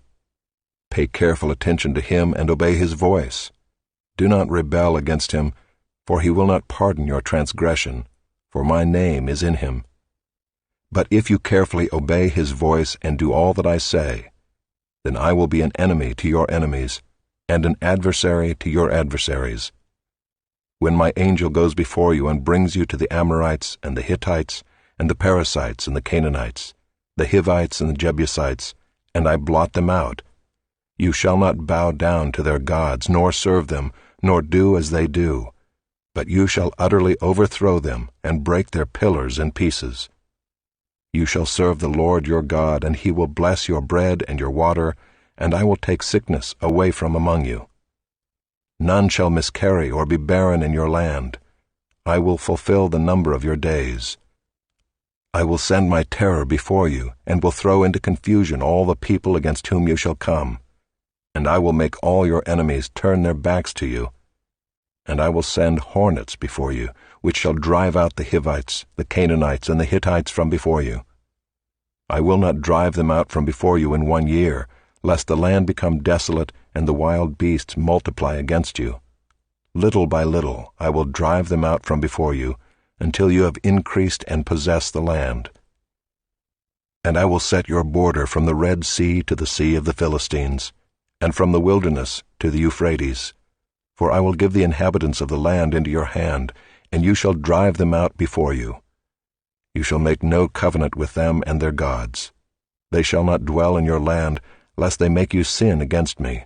For if you serve their gods, it will surely be a snare to you.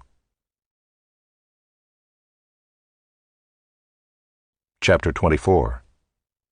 Then he said to Moses, Come up to the Lord, you and Aaron, Nadab and Abihu, and 70 of the elders of Israel, and worship from afar.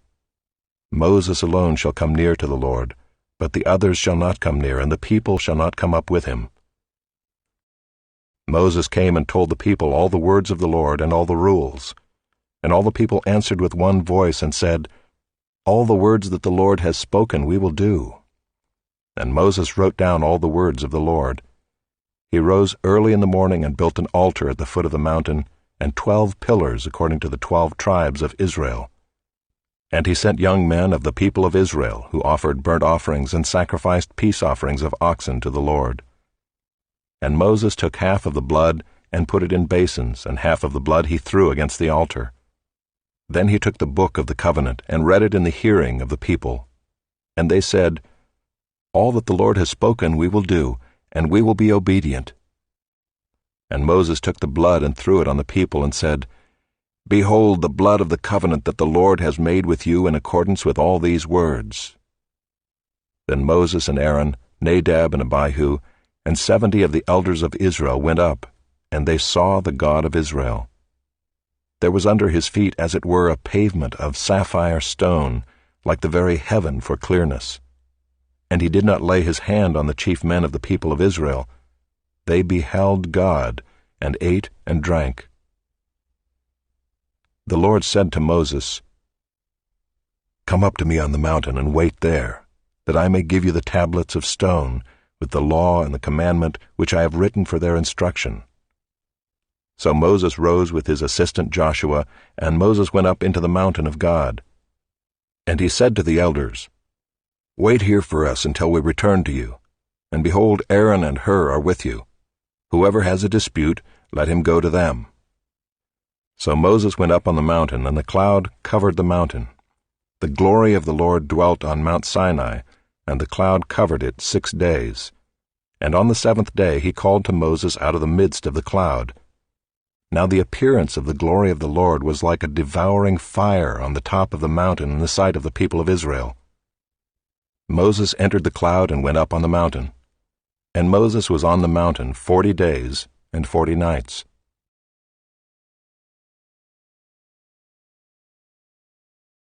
Chapter 25. The Lord said to Moses, Speak to the people of Israel, that they take for me a contribution. From every man whose heart moves him, you shall receive the contribution from me.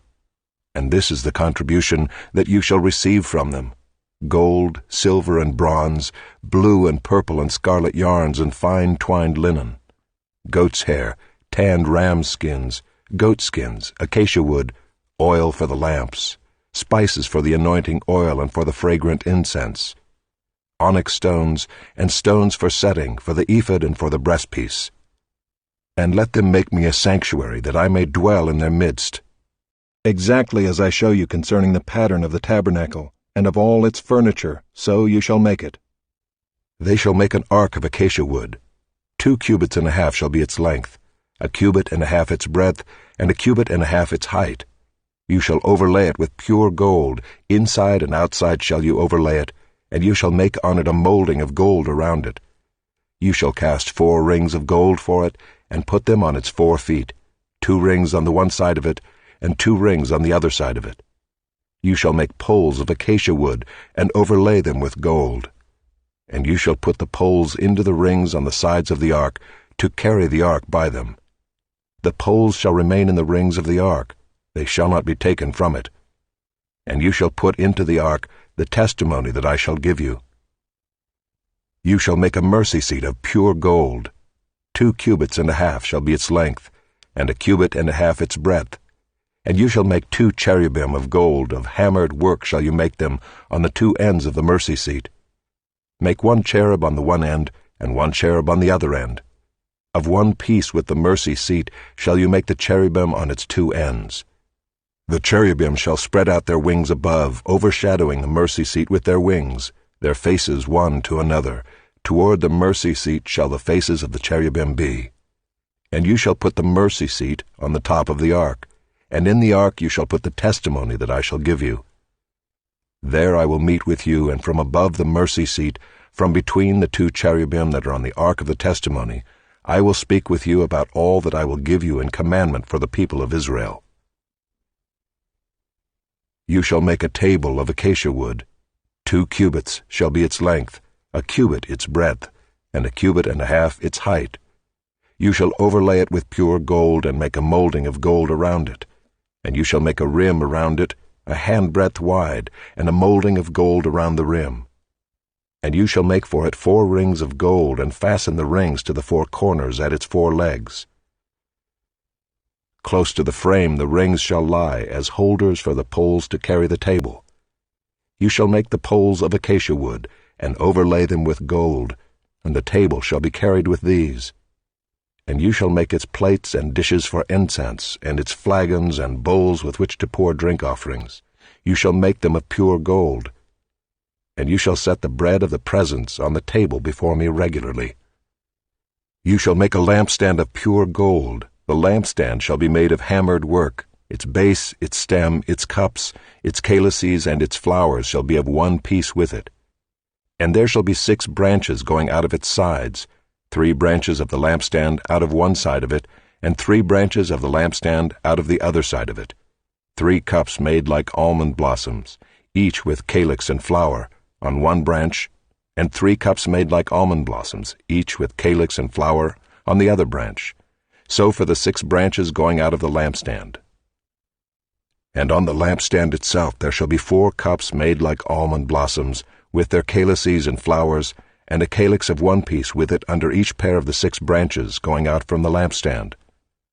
Their calices and their branches shall be of one piece with it, the whole of it a single piece of hammered work of pure gold. You shall make 7 lamps for it, and the lamps shall be set up so as to give light on the space in front of it. Its tongs and their trays shall be of pure gold. It shall be made with all these utensils out of a talent of pure gold. And see that you make them after the pattern for them, which is being shown you on the mountain. Chapter 26. Moreover, you shall make the tabernacle with 10 curtains of fine twined linen, and blue and purple and scarlet yarns. You shall make them with cherubim skillfully worked into them. The length of each curtain shall be 28 cubits, and the breadth of each curtain 4 cubits. All the curtains shall be the same size. 5 curtains shall be coupled to one another, and the other 5 curtains shall be coupled to one another. And you shall make loops of blue on the edge of the outermost curtain in the first set. Likewise you shall make loops on the edge of the outermost curtain in the second set. 50 loops you shall make on the one curtain, and 50 loops you shall make on the edge of the curtain that is in the second set. The loops shall be opposite one another. And you shall make 50 clasps of gold, and couple the curtains one to the other with the clasps, so that the tabernacle may be a single whole. You shall also make curtains of goat's hair for a tent over the tabernacle. 11 curtains shall you make. The length of each curtain shall be 30 cubits, and the breadth of each curtain 4 cubits. The 11 curtains shall be the same size. You shall couple 5 curtains by themselves, and 6 curtains by themselves. and the 6th curtain you shall double over at the front of the tent. You shall make 50 loops on the edge of the curtain that is outermost in one set, and 50 loops on the edge of the curtain that is outermost in the second set. You shall make 50 clasps of bronze, and put the clasps into the loops, and couple the tent together, that it may be a single whole. And the part that remains of the curtains of the tent, the half curtain that remains, shall hang over the back of the tabernacle. And the extra that remains in the length of the curtains, the cubit on the one side and the cubit on the other side, shall hang over the sides of the tabernacle on this side and that side to cover it. And you shall make for the tent a covering of tanned ram skins and a covering of goat skins on top.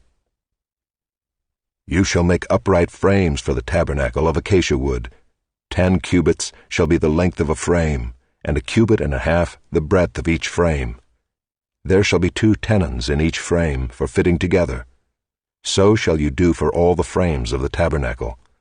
You shall make the frames for the tabernacle, 20 frames for the south side, and 40 bases of silver you shall make under the 20 frames, 2 bases under one frame for its 2 tenons, and 2 bases under the next frame for its 2 tenons. And for the second side of the tabernacle on the north side, 20 frames, and there 40 bases of silver, 2 bases under one frame, and 2 bases under the next frame. And for the rear of the tabernacle westward you shall make 6 frames. And you shall make 2 frames for corners of the tabernacle in the rear. They shall be separate beneath, but joined at the top at the first ring.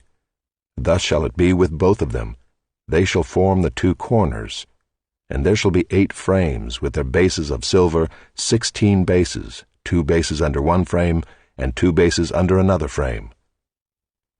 You shall make bars of acacia wood, 5 for the frames of the one side of the tabernacle, and 5 bars for the frames of the other side of the tabernacle, and 5 bars for the frames of the side of the tabernacle at the rear westward. The middle bar halfway up the frames shall run from end to end. You shall overlay the frames with gold, and shall make their rings of gold for holders for the bars, and you shall overlay the bars with gold. Then you shall erect the tabernacle according to the plan for it that you were shown on the mountain. And you shall make a veil of blue and purple and scarlet yarns, and fine twined linen. It shall be made with cherubim skillfully worked into it. And you shall hang it on 4 pillars of acacia overlaid with gold, with hooks of gold on 4 bases of silver. And you shall hang the veil from the clasps, and bring the ark of the testimony in there within the veil. And the veil shall separate for you the holy place from the most holy. You shall put the mercy seat on the ark of the testimony in the most holy place. And you shall set the table outside the veil, and the lampstand on the south side of the tabernacle opposite the table, and you shall put the table on the north side. You shall make a screen for the entrance of the tent of blue and purple and scarlet yarns, and fine twined linen, embroidered with needlework. And you shall make for the screen 5 pillars of acacia, and overlay them with gold.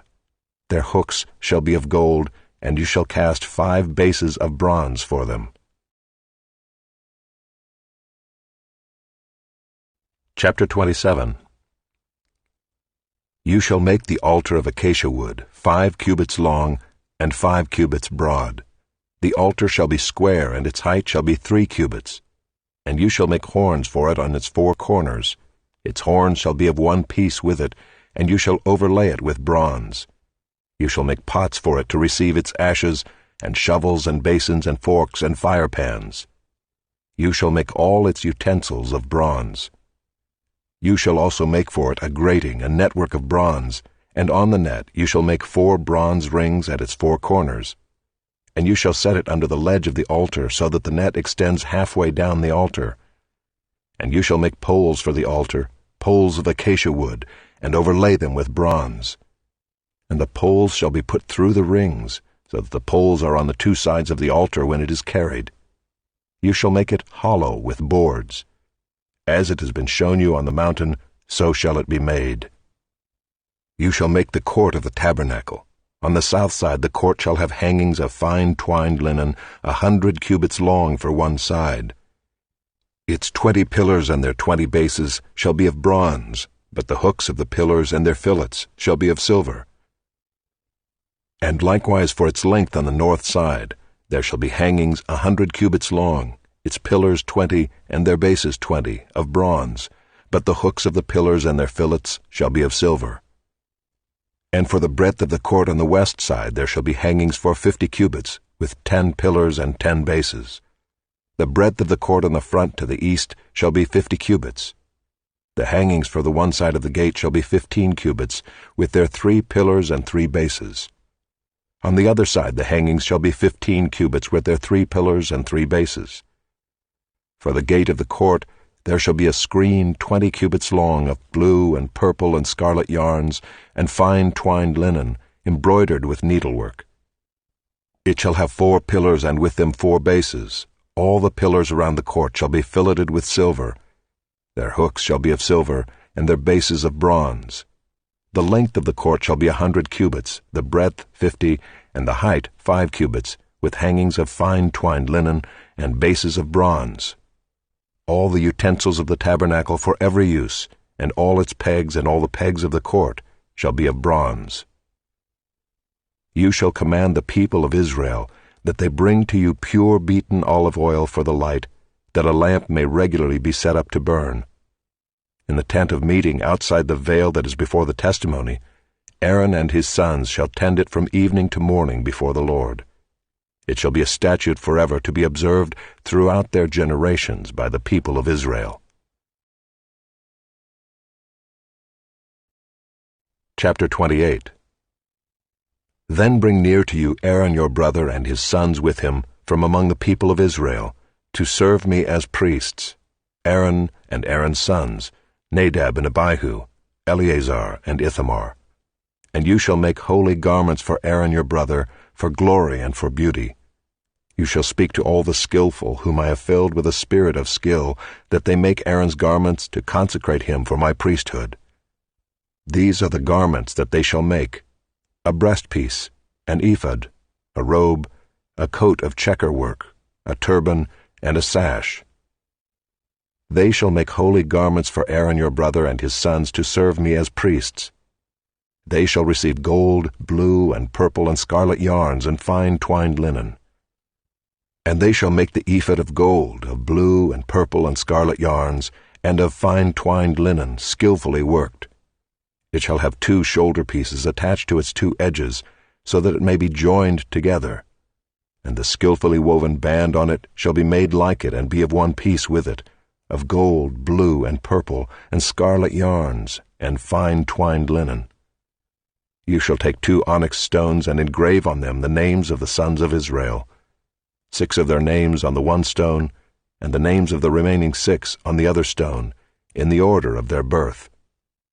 As a jeweler engraves signets, so shall you engrave the 2 stones with the names of the sons of Israel. You shall enclose them in settings of gold filigree, and you shall set the 2 stones on the shoulder pieces of the ephod as stones of remembrance for the sons of Israel. And Aaron shall bear their names before the Lord on his 2 shoulders for remembrance. You shall make settings of gold filigree and 2 chains of pure gold, twisted like cords, and you shall attach the corded chains to the settings.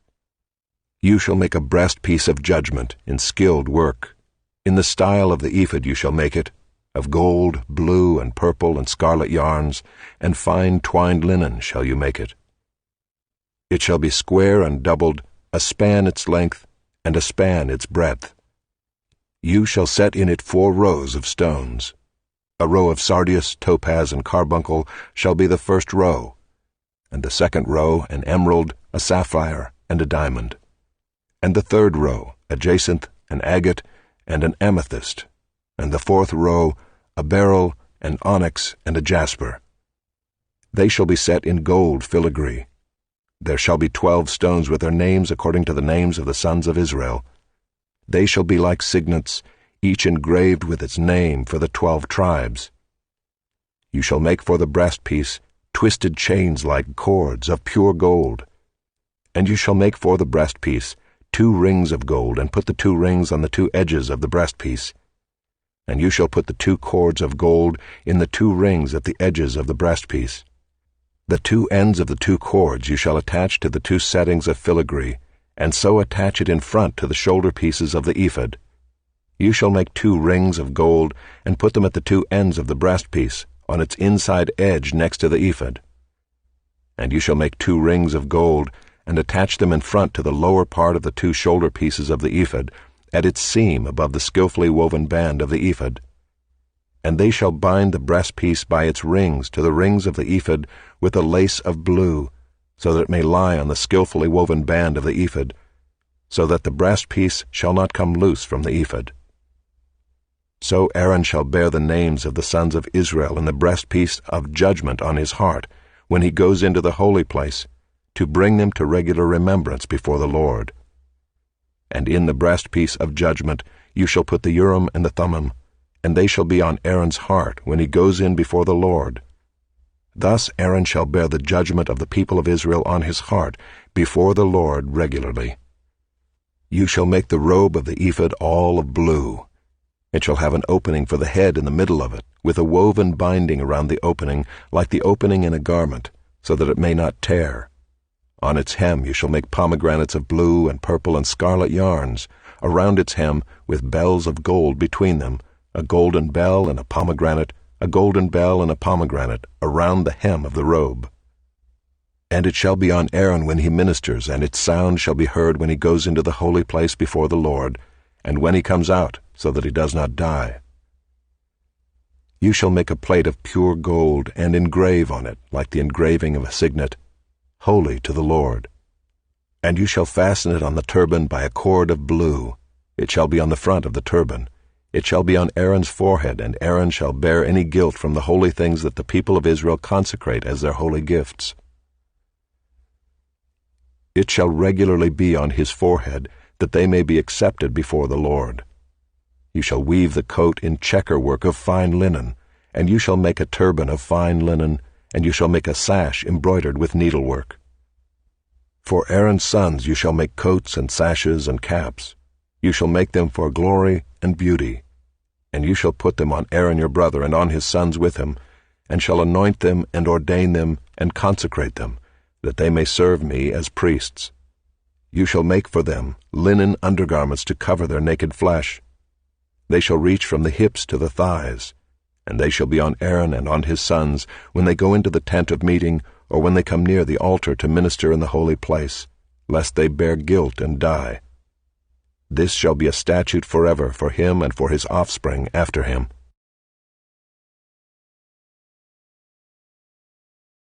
Chapter 29. Now this is what you shall do to them, to consecrate them, that they may serve me as priests. Take 1 bull of the herd and 2 rams without blemish, and unleavened bread, unleavened cakes mixed with oil, and unleavened wafers smeared with oil. You shall make them of fine wheat flour.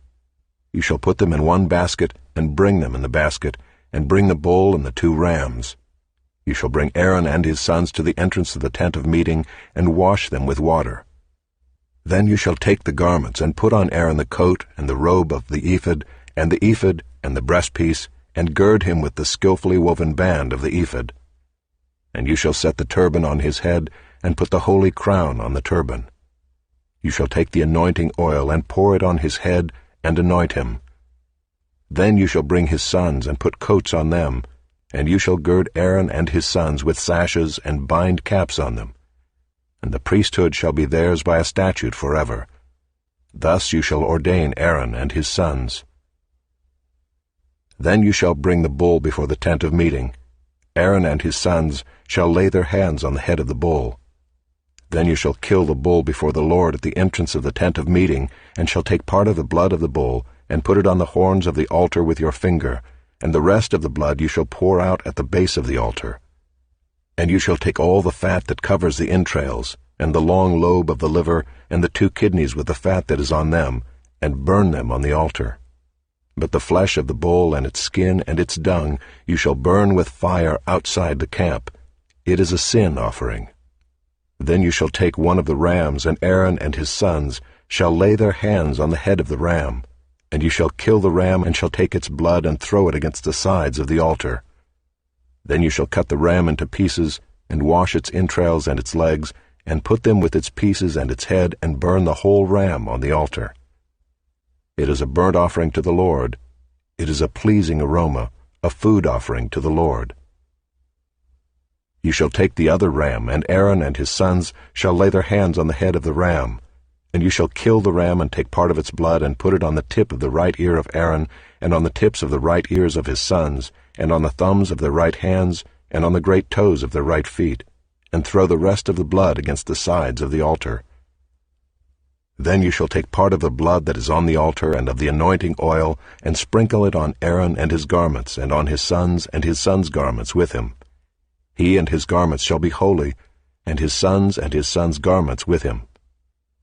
You shall also take the fat from the ram, and the fat tail, and the fat that covers the entrails, and the long lobe of the liver, and the 2 kidneys with the fat that is on them, and the right thigh, for it is a ram of ordination, and 1 loaf of bread, and 1 cake of bread made with oil, and 1 wafer out of the basket of unleavened bread that is before the Lord. You shall put all these on the palms of Aaron, and on the palms of his sons, and wave them for a wave offering before the Lord. Then you shall take them from their hands and burn them on the altar on top of the burnt offering, as a pleasing aroma before the Lord. It is a food offering to the Lord. You shall take the breast of the ram of Aaron's ordination, and wave it for a wave offering before the Lord, and it shall be your portion. And you shall consecrate the breast of the wave offering that is waved, and the thigh of the priest's portion that is contributed from the ram of ordination, from what was Aaron's and his sons. It shall be for Aaron and his sons as a perpetual due from the people of Israel, for it is a contribution. It shall be a contribution from the people of Israel, from their peace offerings, their contribution to the Lord. The holy garments of Aaron shall be for his sons after him. They shall be anointed in them and ordained in them. The son who succeeds him as priest, who comes into the tent of meeting to minister in the holy place, shall wear them 7 days. You shall take the ram of ordination, and boil its flesh in a holy place. And Aaron and his sons shall eat the flesh of the ram and the bread that is in the basket in the entrance of the tent of meeting. They shall eat those things with which atonement was made at their ordination and consecration, but an outsider shall not eat of them, because they are holy. And if any of the flesh for the ordination or of the bread remain until the morning, then you shall burn the remainder with fire. It shall not be eaten, because it is holy. Thus you shall do to Aaron and to his sons according to all that I have commanded you. Through 7 days shall you ordain them, and every day you shall offer a bull as a sin offering for atonement. Also you shall purify the altar when you make atonement for it, and shall anoint it to consecrate it. 7 days you shall make atonement for the altar and consecrate it, and the altar shall be most holy. Whatever touches the altar shall become holy. Now this is what you shall offer on the altar: 2 lambs a year old, day by day regularly. 1 lamb you shall offer in the morning, and the other lamb you shall offer at twilight. And with the first lamb 1/10 measure of fine flour, mingled with 1/4 of a hin of beaten oil, and 1/4 of a hin of wine for a drink offering. The other lamb you shall offer at twilight, and shall offer with it a grain offering and its drink offering, as in the morning, for a pleasing aroma, a food offering to the Lord. It shall be a regular burnt offering throughout your generations at the entrance of the tent of meeting before the Lord, where I will meet with you to speak to you there. There I will meet with the people of Israel, and it shall be sanctified by my glory. I will consecrate the tent of meeting and the altar. Aaron also and his sons I will consecrate to serve me as priests. I will dwell among the people of Israel, and will be their God. And they shall know that I am the Lord their God, who brought them out of the land of Egypt, that I might dwell among them. I am the Lord their God.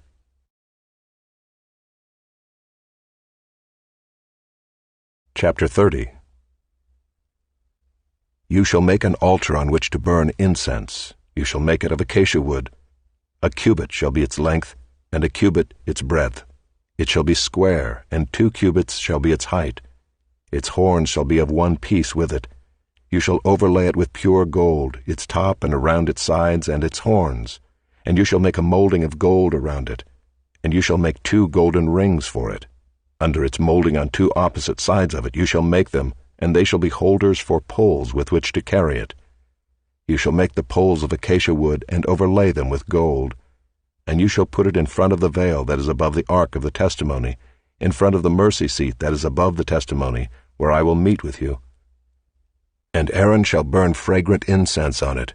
Every morning when he dresses the lamps he shall burn it, and when Aaron sets up the lamps at twilight he shall burn it, a regular incense offering before the Lord throughout your generations. You shall not offer unauthorized incense on it, or a burnt offering, or a grain offering, and you shall not pour a drink offering on it. Aaron shall make atonement on its horns once a year. With the blood of the sin offering of atonement he shall make atonement for it once in the year throughout your generations. It is most holy to the Lord. The Lord said to Moses, When you take the census of the people of Israel, then each shall give a ransom for his life to the Lord when you number them, that there be no plague among them when you number them. Each one who is numbered in the census shall give this, half a shekel, according to the shekel of the sanctuary. The shekel is 20 gerahs, half a shekel as an offering to the Lord. Everyone who is numbered in the census, from 20 years old and upward, shall give the Lord's offering. The rich shall not give more, and the poor shall not give less than the half shekel when you give the Lord's offering to make atonement for your lives. You shall take the atonement money from the people of Israel, and shall give it for the service of the tent of meeting, that it may bring the people of Israel to remembrance before the Lord, so as to make atonement for your lives. The Lord said to Moses, You shall also make a basin of bronze with its stand of bronze for washing.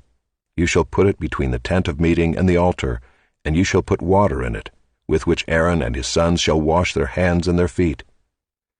When they go into the tent of meeting, or when they come near the altar to minister, to burn a food offering to the Lord, they shall wash with water, so that they may not die.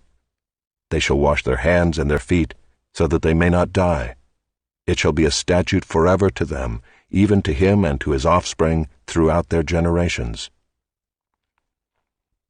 The Lord said to Moses, Take the finest spices, of liquid myrrh 500 shekels, and of sweet-smelling cinnamon half as much, that is 250, and 250 of aromatic cane, and 500 of cassia, according to the shekel of the sanctuary, and a hin of olive oil.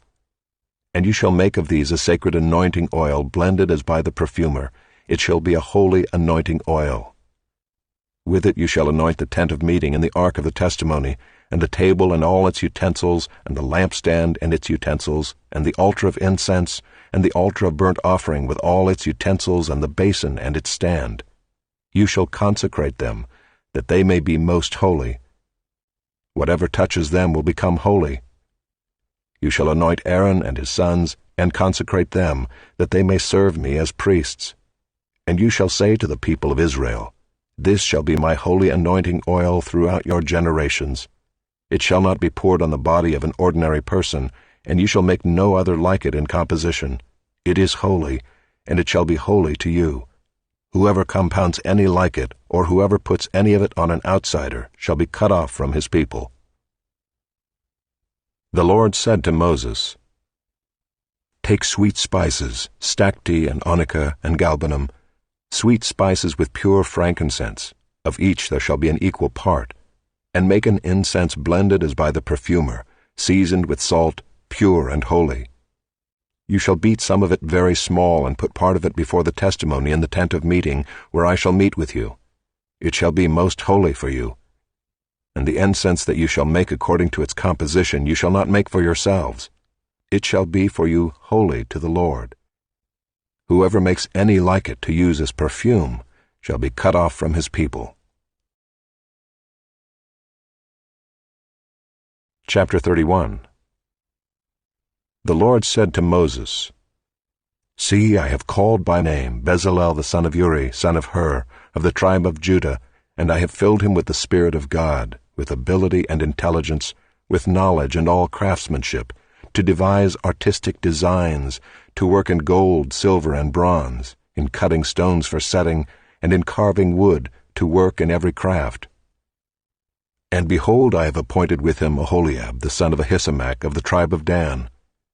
And I have given to all able men ability, that they may make all that I have commanded you, the tent of meeting, and the ark of the testimony, and the mercy seat that is on it, and all the furnishings of the tent, the table and its utensils, and the pure lampstand with all its utensils, and the altar of incense, and the altar of burnt offering with all its utensils, and the basin and its stand, and the finely worked garments, the holy garments for Aaron the priest, and the garments of his sons for their service as priests, and the anointing oil, and the fragrant incense for the holy place. According to all that I have commanded you, they shall do. And the Lord said to Moses, You are to speak to the people of Israel, and say, Above all you shall keep my Sabbaths, for this is a sign between me and you throughout your generations, that you may know that I, the Lord, sanctify you. You shall keep the Sabbath, because it is holy for you. Everyone who profanes it shall be put to death. Whoever does any work on it, that soul shall be cut off from among his people. 6 days shall work be done, but the 7th day is a Sabbath of solemn rest, holy to the Lord. Whoever does any work on the Sabbath day shall be put to death. Therefore the people of Israel shall keep the Sabbath, observing the Sabbath throughout their generations as a covenant forever. It is a sign forever between me and the people of Israel, that in 6 days the Lord made heaven and earth, and on the 7th day he rested and was refreshed. And he gave to Moses, when he had finished speaking with him on Mount Sinai, the 2 tablets of the testimony, tablets of stone written with the finger of God. Chapter 32. When the people saw that Moses delayed to come down from the mountain, the people gathered themselves together to Aaron and said to him, Up, make us gods who shall go before us. As for this Moses, the man who brought us up out of the land of Egypt, we do not know what has become of him. So Aaron said to them, Take off the rings of gold that are in the ears of your wives, your sons, and your daughters, and bring them to me. So all the people took off the rings of gold that were in their ears and brought them to Aaron, and he received the gold from their hand and fashioned it with a graving tool and made a golden calf. And they said, These are your gods, O Israel, who brought you up out of the land of Egypt. When Aaron saw this, he built an altar before it, and Aaron made a proclamation and said, Tomorrow shall be a feast to the Lord. And they rose up early the next day and offered burnt offerings and brought peace offerings. And the people sat down to eat and drink and rose up to play. And the Lord said to Moses, Go down, for your people whom you brought up out of the land of Egypt have corrupted themselves. They have turned aside quickly out of the way that I commanded them. They have made for themselves a golden calf, and have worshipped it, and sacrificed to it, and said, These are your gods, O Israel, who brought you up out of the land of Egypt. And the Lord said to Moses, I have seen this people, and behold, it is a stiff-necked people. Now therefore let me alone, that my wrath may burn hot against them, and I may consume them, in order that I may make a great nation of you.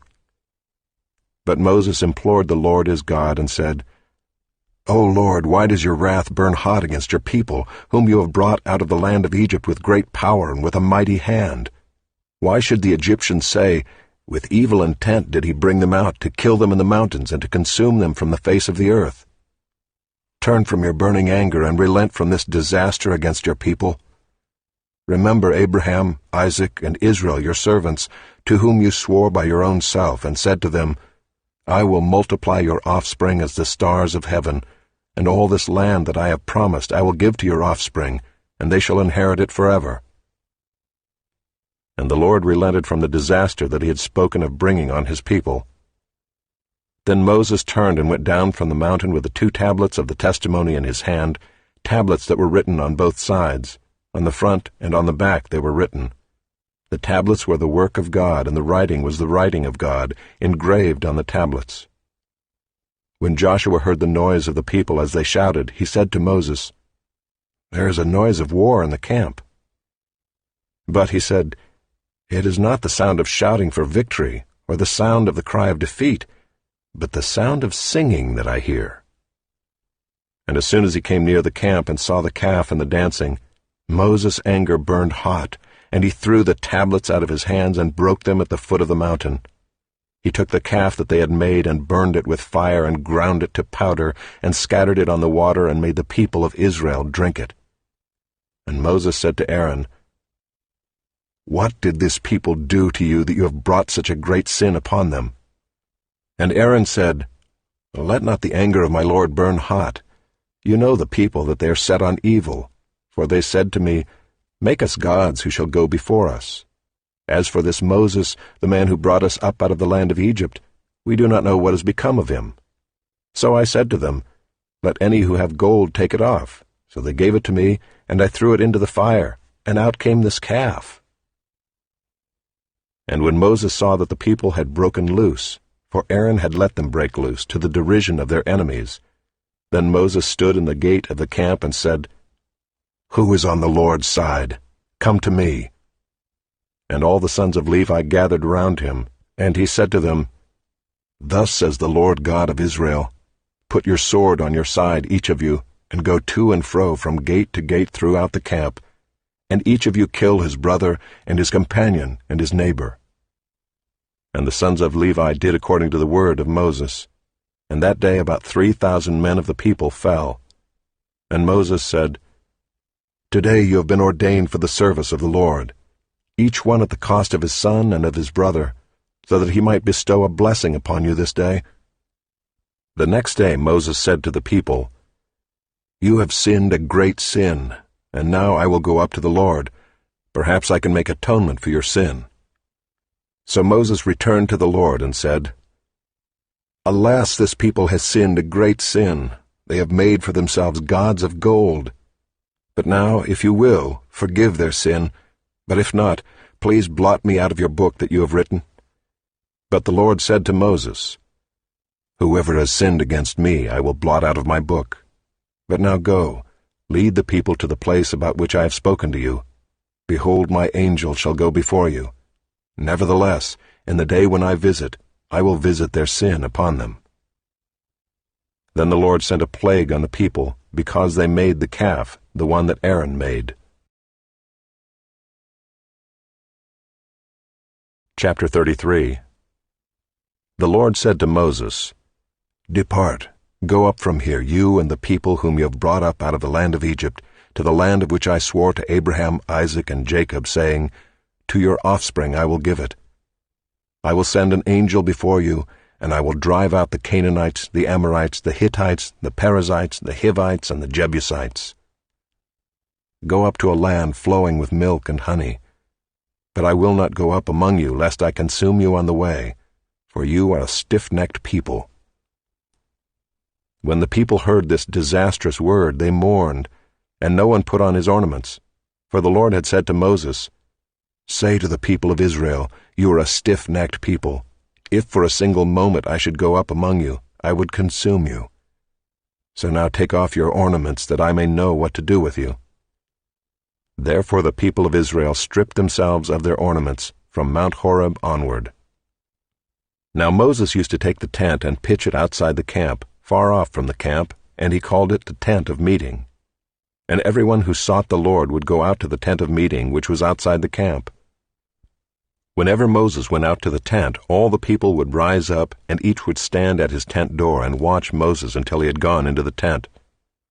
When Moses entered the tent, the pillar of cloud would descend and stand at the entrance of the tent, and the Lord would speak with Moses. And when all the people saw the pillar of cloud standing at the entrance of the tent, all the people would rise up and worship, each at his tent door. Thus the Lord used to speak to Moses face to face, as a man speaks to his friend. When Moses turned again into the camp, his assistant Joshua the son of Nun, a young man, would not depart from the tent. Moses said to the Lord, "See, you say to me, 'Bring up this people,' but you have not let me know whom you will send with me. Yet you have said, 'I know you by name,' and you have also found favor in my sight. Now therefore, if I have found favor in your sight, please show me now your ways, that I may know you in order to find favor in your sight. Consider too that this nation is your people." And he said, "My presence will go with you, and I will give you rest." And he said to him, "If your presence will not go with me, do not bring us up from here. For how shall it be known that I have found favor in your sight, I and your people? Is it not in your going with us, so that we are distinct, I and your people, from every other people on the face of the earth?" And the Lord said to Moses, "This very thing that you have spoken I will do, for you have found favor in my sight, and I know you by name." Moses said, "Please show me your glory." And he said, "I will make all my goodness pass before you, and will proclaim before you my name, the Lord. And I will be gracious to whom I will be gracious, and will show mercy on whom I will show mercy." "But," he said, "you cannot see my face, for man shall not see me and live." And the Lord said, "Behold, there is a place by me where you shall stand on the rock, and while my glory passes by, I will put you in a cleft of the rock, and I will cover you with my hand until I have passed by. Then I will take away my hand, and you shall see my back, but my face shall not be seen." Chapter 34. The Lord said to Moses, "Cut for yourself 2 tablets of stone like the first, and I will write on the tablets the words that were on the first tablets, which you broke. Be ready by the morning, and come up in the morning to Mount Sinai, and present yourself there to me on the top of the mountain. No one shall come up with you, and let no one be seen throughout all the mountain. Let no flocks or herds graze opposite that mountain." So Moses cut 2 tablets of stone like the first, and he rose early in the morning and went up on Mount Sinai as the Lord had commanded him, and took in his hand 2 tablets of stone. The Lord descended in the cloud and stood with him there, and proclaimed the name of the Lord. The Lord passed before him and proclaimed, the Lord, a God merciful and gracious, slow to anger and abounding in steadfast love and faithfulness, keeping steadfast love for thousands, forgiving iniquity and transgression and sin, but who will by no means clear the guilty, visiting the iniquity of the fathers on the children and the children's children to the 3rd and the 4th generation. And Moses quickly bowed his head toward the earth and worshipped. And he said, "If now I have found favor in your sight, O Lord, please let the Lord go in the midst of us, for it is a stiff-necked people, and pardon our iniquity and our sin, and take us for your inheritance." And he said, "Behold, I am making a covenant. Before all your people I will do marvels, such as have not been created in all the earth or in any nation, and all the people among whom you are shall see the work of the Lord, for it is an awesome thing that I will do with you. Observe what I command you this day. Behold, I will drive out before you the Amorites, the Canaanites, the Hittites, the Perizzites, the Hivites, and the Jebusites. Take care lest you make a covenant with the inhabitants of the land to which you go, lest it become a snare in your midst. You shall tear down their altars and break their pillars, and cut down their Asherim. For you shall worship no other God, for the Lord, whose name is jealous, is a jealous God, lest you make a covenant with the inhabitants of the land, and when they whore after their gods and sacrifice to their gods, and you are invited, you eat of his sacrifice, and you take of their daughters for your sons, and their daughters whore after their gods, and make your sons whore after their gods. You shall not make for yourself any gods of cast metal. You shall keep the feast of unleavened bread. 7 days you shall eat unleavened bread, as I commanded you, at the time appointed in the month Abib, for in the month Abib you came out from Egypt.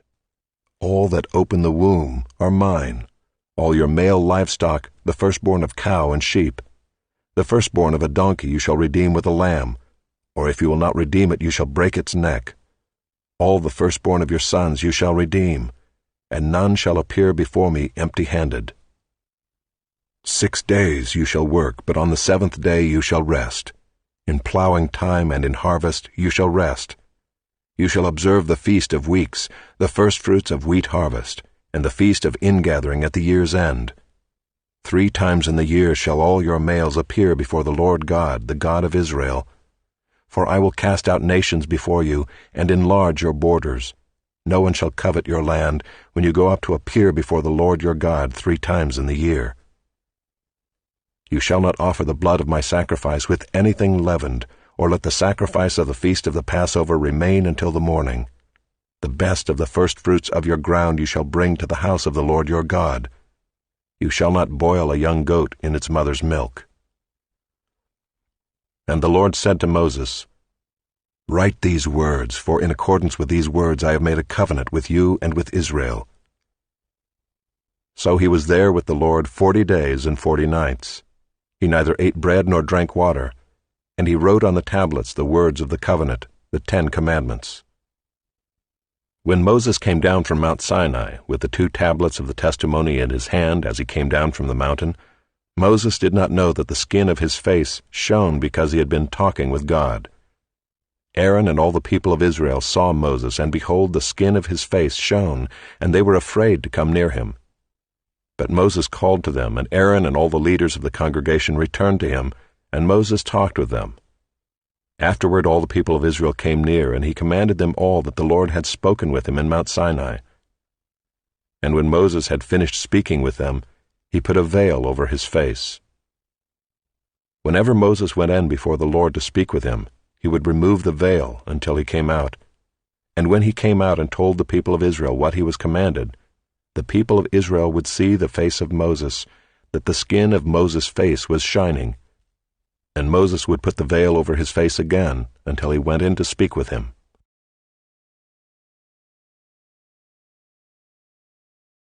Chapter 35. Moses assembled all the congregation of the people of Israel and said to them, These are the things that the Lord has commanded you to do. 6 days' work shall be done, but on the 7th day you shall have a Sabbath of solemn rest, holy to the Lord. Whoever does any work on it shall be put to death. You shall kindle no fire in all your dwelling places on the Sabbath day. Moses said to all the congregation of the people of Israel, This is the thing that the Lord has commanded. Take from among you a contribution to the Lord. Whoever is of a generous heart, let him bring the Lord's contribution, gold, silver, and bronze, blue and purple and scarlet yarns and fine twined linen, goat's hair, tanned ram skins and goat skins, acacia wood, oil for the light, spices for the anointing oil and for the fragrant incense, and onyx stones and stones for setting, for the ephod and for the breastpiece. Let every skillful craftsman among you come and make all that the Lord has commanded, the tabernacle, its tent and its covering, its hooks and its frames, its bars, its pillars and its bases, the ark with its poles, the mercy seat and the veil of the screen, the table with its poles and all its utensils, and the bread of the presence, the lampstand also for the light with its utensils and its lamps, and the oil for the light, and the altar of incense with its poles, and the anointing oil and the fragrant incense, and the screen for the door at the door of the tabernacle, the altar of burnt offering with its grating of bronze, its poles and all its utensils, the basin and its stand, the hangings of the court, its pillars and its bases, and the screen for the gate of the court, the pegs of the tabernacle and the pegs of the court and their cords, the finely worked garments for ministering in the holy place, the holy garments for Aaron the priest, and the garments of his sons for their service as priests. Then all the congregation of the people of Israel departed from the presence of Moses, and they came, everyone whose heart stirred him, and everyone whose spirit moved him, and brought the Lord's contribution to be used for the tent of meeting, and for all its service, and for the holy garments. So they came, both men and women. All who were of a willing heart brought brooches and earrings and signet rings and armlets, all sorts of gold objects, every man dedicating an offering of gold to the Lord. And everyone who possessed blue or purple or scarlet yarns or fine linen or goat's hair or tanned ram skins or goat skins brought them. Everyone who could make a contribution of silver or bronze brought it as the Lord's contribution, and everyone who possessed acacia wood of any use in the work brought it. And every skillful woman spun with her hands, and they all brought what they had spun in blue and purple and scarlet yarns and fine twined linen. All the women whose hearts stirred them to use their skill spun the goat's hair. And the leaders brought onyx stones and stones to be set for the ephod and for the breastpiece, and spices and oil for the light, and for the anointing oil, and for the fragrant incense. All the men and women, the people of Israel, whose heart moved them to bring anything for the work that the Lord had commanded by Moses to be done, brought it as a freewill offering to the Lord. Then Moses said to the people of Israel, "See, the Lord has called by name Bezalel the son of Uri, son of Hur, of the tribe of Judah, and he has filled him with the Spirit of God, with skill, with intelligence, with knowledge, and with all craftsmanship, to devise artistic designs, to work in gold and silver and bronze, in cutting stones for setting, and in carving wood, for work in every skilled craft. And he has inspired him to teach, both him and Oholiab the son of Ahisamach of the tribe of Dan. He has filled them with skill to do every sort of work done by an engraver or by a designer, or by an embroiderer in blue and purple and scarlet yarns and fine twined linen, or by a weaver, by any sort of workman or skilled designer."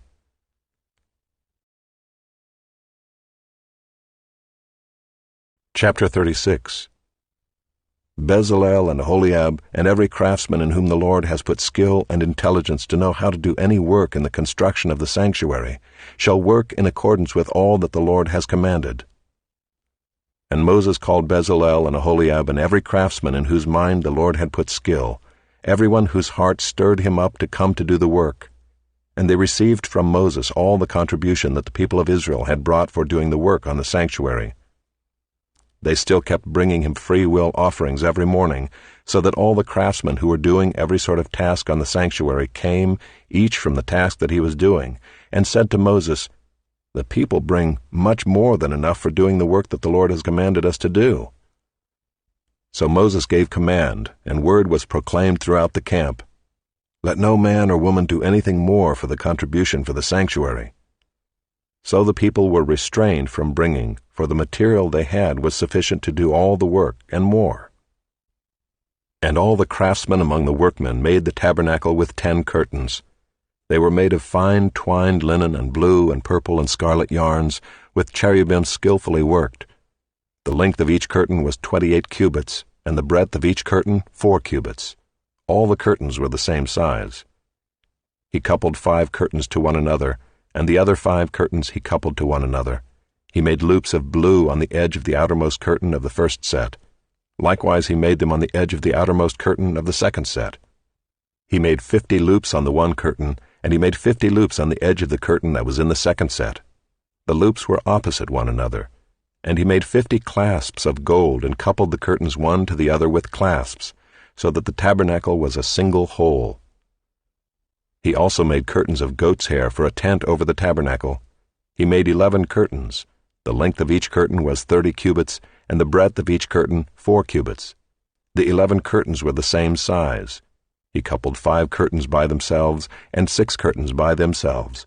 And he made 50 loops on the edge of the outermost curtain of the one set, and 50 loops on the edge of the other connecting curtain. And he made 50 clasps of bronze to couple the tent together, that it might be a single whole. And he made for the tent a covering of tanned ram skins and goat skins. Then he made the upright frames for the tabernacle of acacia wood. 10 cubits was the length of a frame, and 1.5 cubits the breadth of each frame. Each frame had 2 tenons for fitting together. He did this for all the frames of the tabernacle. The frames for the tabernacle he made thus: 20 frames for the south side. And he made 40 bases of silver under the 20 frames, 2 bases under one frame for its 2 tenons, and 2 bases under the next frame for its 2 tenons. For the second side of the tabernacle on the north side, he made 20 frames and their 40 bases of silver, 2 bases under one frame, and 2 bases under the next frame. For the rear of the tabernacle westward he made 6 frames. He made 2 frames for corners of the tabernacle in the rear, and they were separate beneath, but joined at the top at the first ring. He made 2 of them this way for the 2 corners. There were 8 frames with their bases of silver, 16 bases, under every frame 2 bases. He made bars of acacia wood, 5 for the frames of the one side of the tabernacle, and 5 bars for the frames of the other side of the tabernacle, and 5 bars for the frames of the tabernacle at the rear westward. And he made the middle bar to run from end to end halfway up the frames. And he overlaid the frames with gold, and made the rings of gold for holders for the bars, and overlaid the bars with gold. He made the veil of blue and purple and scarlet yarns and fine twined linen. With cherubim skillfully worked into it he made it. And for it he made 4 pillars of acacia and overlaid them with gold. Their hooks were of gold, and he cast for them 4 bases of silver. He also made a screen for the entrance of the tent of blue and purple and scarlet yarns and fine twined linen embroidered with needlework, and its 5 pillars with their hooks. He overlaid their capitals, and their fillets were of gold, but their 5 bases were of bronze.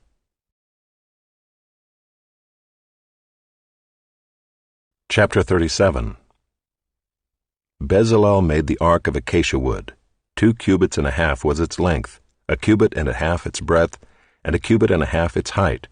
And he overlaid it with pure gold inside and outside, and made a molding of gold around it. And he cast for it 4 rings of gold for its 4 feet, 2 rings on its one side and 2 rings on its other side. And he made poles of acacia wood and overlaid them with gold, and put the poles into the rings on the sides of the ark to carry the ark. And he made a mercy seat of pure gold. 2 cubits and a half was its length, and 1 cubit and a half its breadth. And he made 2 cherubim of gold. He made them of hammered work on the 2 ends of the mercy seat, 1 cherub on the one end, and 1 cherub on the other end. Of one piece with the mercy seat he made the cherubim on its 2 ends. The cherubim spread out their wings above, overshadowing the mercy seat with their wings, with their faces one to another. Toward the mercy seat were the faces of the cherubim. He also made the table of acacia wood. 2 cubits was its length, 1 cubit its breadth, and 1 cubit and a half its height. And he overlaid it with pure gold, and made a molding of gold around it. And he made a rim around it 1 handbreadth wide, and made a molding of gold around the rim. He cast for it 4 rings of gold and fastened the rings to the 4 corners at its 4 legs. Close to the frame were the rings, as holders for the poles to carry the table. He made the poles of acacia wood to carry the table, and overlaid them with gold. And he made the vessels of pure gold that were to be on the table, its plates and dishes for incense, and its bowls and flagons with which to pour drink offerings. He also made the lampstand of pure gold. He made the lampstand of hammered work. Its base, its stem, its cups, its calices, and its flowers were of one piece with it. And there were 6 branches going out of its sides, 3 branches of the lampstand out of one side of it, and 3 branches of the lampstand out of the other side of it, 3 cups made like almond blossoms, each with calyx and flower on one branch, and 3 cups made like almond blossoms, each with calyx and flower on the other branch. So for the 6 branches going out of the lampstand. And on the lampstand itself were 4 cups made like almond blossoms, with their calices and flowers, and a calyx of one piece with it under each pair of the 6 branches going out of it. Their calices and their branches were of one piece with it. The whole of it was a single piece of hammered work of pure gold. And he made its 7 lamps and its tongs and its trays of pure gold. He made it and all its utensils out of a talent of pure gold. He made the altar of incense out of acacia wood. Its length was 1 cubit, and its breadth was 1 cubit. It was square, and 2 cubits was its height. Its horns were of one piece with it. He overlaid it with pure gold, its top and around its sides and its horns. And he made a molding of gold around it, and made 2 rings of gold on it under its molding, on 2 opposite sides of it, as holders for the poles with which to carry it. And he made the poles of acacia wood, and overlaid them with gold.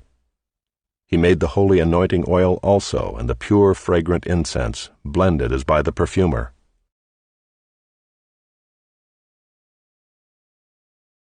Chapter 38. He made the altar of burnt offering of acacia wood. 5 cubits was its length, and 5 cubits its breadth. It was square, and 3 cubits was its height. He made horns for it on its 4 corners. Its horns were of one piece with it, and he overlaid it with bronze. And he made all the utensils of the altar, the pots, the shovels, the basins, the forks, and the firepans. He made all its utensils of bronze. And he made for the altar a grating, a network of bronze under its ledge, extending halfway down. He cast 4 rings on the 4 corners of the bronze grating as holders for the poles. He made the poles of acacia wood and overlaid them with bronze. And he put the poles through the rings on the sides of the altar to carry it with them. He made it hollow with boards. He made the basin of bronze and its stand of bronze from the mirrors of the ministering women who ministered in the entrance of the tent of meeting. And he made the court. For the south side the hangings of the court were of fine twined linen, 100 cubits. Their 20 pillars and their 20 bases were of bronze, but the hooks of the pillars and their fillets were of silver. And for the north side there were hangings of 100 cubits. Their 20 pillars and their 20 bases were of bronze, but the hooks of the pillars and their fillets were of silver. And for the west side were hangings of 50 cubits. Their 10 pillars and their 10 bases, the hooks of the pillars and their fillets were of silver. And for the front to the east, 50 cubits. The hangings for one side of the gate were 15 cubits, with their 3 pillars and 3 bases. And so for the other side. On both sides of the gate of the court were hangings of 15 cubits, with their 3 pillars and their 3 bases. All the hangings around the court were of fine twined linen, and the bases for the pillars were of bronze, but the hooks of the pillars and their fillets were of silver. The overlaying of their capitals was also of silver, and all the pillars of the court were filleted with silver. And the screen for the gate of the court was embroidered with needlework in blue and purple and scarlet yarns, and fine twined linen. It was 20 cubits long and 5 cubits high in its breadth, corresponding to the hangings of the court. And their pillars were 4 in number. Their 4 bases were of bronze, their hooks of silver, and the overlaying of their capitals and their fillets of silver. And all the pegs for the tabernacle and for the court all around were of bronze. These are the records of the tabernacle of the testimony, as they were recorded at the commandment of Moses, the responsibility of the Levites under the direction of Ithamar the son of Aaron the priest. Bezalel the son of Uri the son of Hur of the tribe of Judah made all that the Lord commanded Moses, and with him was Aholiab the son of Ahisamach of the tribe of Dan, an engraver and designer and embroiderer in blue and purple and scarlet yarns, and fine twined linen. All the gold that was used for the work and all the construction of the sanctuary, the gold from the offering, was 29 talents and 730 shekels, by the shekel of the sanctuary. The silver from those of the congregation who were recorded was 100 talents, and 1,775 shekels, by the shekel of the sanctuary. A beka a head, that is, half a shekel by the shekel of the sanctuary, for everyone who is listed in the records, from 20 years old and upward, for 603,550 men. The 100 talents of silver were for casting the bases of the sanctuary and the bases of the veil, 100 bases for the 100 talents, a talent a base. And of the 1,775 shekels he made hooks for the pillars and overlaid their capitals and made fillets for them. The bronze that was offered was 70 talents and 2,400 shekels. With it he made the bases for the entrance of the tent of meeting, the bronze altar and the bronze grating for it, and all the utensils of the altar, the bases around the court, and the bases of the gate of the court, all the pegs of the tabernacle, and all the pegs around the court.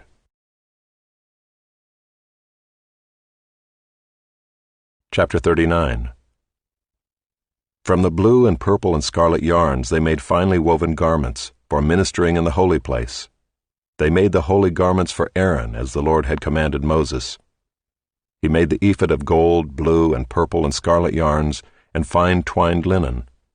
And they hammered out gold leaf, and he cut it into threads to work into the blue and purple and the scarlet yarns, and into the fine twined linen, in skilled design. They made for the ephod attaching shoulder pieces, joined to it at its 2 edges, and the skillfully woven band on it was of one piece with it and made like it, of gold, blue, and purple and scarlet yarns, and fine twined linen, as the Lord had commanded Moses. They made the onyx stones enclosed in settings of gold filigree, and engraved like the engravings of a signet, according to the names of the sons of Israel. And he set them on the shoulder pieces of the ephod to be stones of remembrance for the sons of Israel, as the Lord had commanded Moses. He made the breastpiece in skilled work in the style of the ephod, of gold, blue, and purple and scarlet yarns, and fine twined linen. It was square. They made the breastpiece doubled, a span its length and a span its breadth when doubled. And they set in it 4 rows of stones. A row of sardius, topaz, and carbuncle was the first row, and the second row, an emerald, a sapphire, and a diamond. And the third row, a jacinth, an agate, and an amethyst. And the fourth row, a beryl, an onyx, and a jasper. They were enclosed in settings of gold filigree. There were 12 stones with their names according to the names of the sons of Israel. They were like signets, each engraved with its name for the 12 tribes. And they made on the breastpiece twisted chains like cords of pure gold. And they made 2 settings of gold filigree and 2 gold rings, and put the 2 rings on the 2 edges of the breastpiece. And they put the 2 cords of gold and the 2 rings at the edges of the breastpiece. They attached the 2 ends of the 2 cords to the 2 settings of filigree. Thus they attached it in front to the shoulder pieces of the ephod. Then they made 2 rings of gold and put them at the 2 ends of the breastpiece, on its inside edge next to the ephod. And they made 2 rings of gold and attached them in front to the lower part of the 2 shoulder pieces of the ephod, at its seam above the skillfully woven band of the ephod.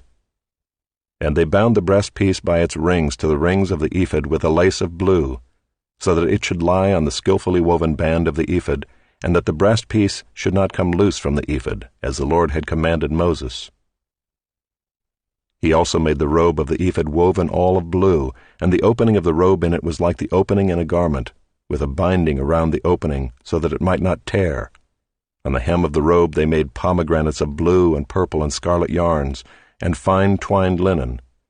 They also made bells of pure gold, and put the bells between the pomegranates all around the hem of the robe, between the pomegranates, a bell and a pomegranate, a bell and a pomegranate, around the hem of the robe for ministering, as the Lord had commanded Moses. They also made the coats woven of fine linen for Aaron and his sons, and the turban of fine linen, and the caps of fine linen, and the linen undergarments of fine twined linen, and the sash of fine twined linen, and of blue and purple and scarlet yarns, embroidered with needlework, as the Lord had commanded Moses. They made the plate of the holy crown of pure gold, and wrote on it an inscription like the engraving of a signet, Holy to the Lord. And they tied to it a cord of blue to fasten it on the turban above, as the Lord had commanded Moses. Thus all the work of the tabernacle of the tent of meeting was finished, and the people of Israel did according to all that the Lord had commanded Moses, so they did. Then they brought the tabernacle to Moses, the tent and all its utensils, its hooks, its frames, its bars, its pillars, and its bases, the covering of tanned ram skins and goat skins, and the veil of the screen, the ark of the testimony with its poles and the mercy seat, the table with all its utensils and the bread of the presence, the lampstand of pure gold and its lamps with a lamp set and all its utensils, and the oil for the light, the golden altar, the anointing oil and the fragrant incense, and the screen for the entrance of the tent, the bronze altar and its grating of bronze, its poles and all its utensils, the basin and its stand, the hangings of the court, its pillars and its bases, and the screen for the gate of the court, its cords and its pegs, and all the utensils for the service of the tabernacle, for the tent of meeting, the finely worked garments for ministering in the holy place, the holy garments for Aaron the priest, and the garments of his sons for their service as priests. According to all that the Lord had commanded Moses, so the people of Israel had done all the work. And Moses saw all the work, and behold, they had done it, as the Lord had commanded, so had they done it. Then Moses blessed them.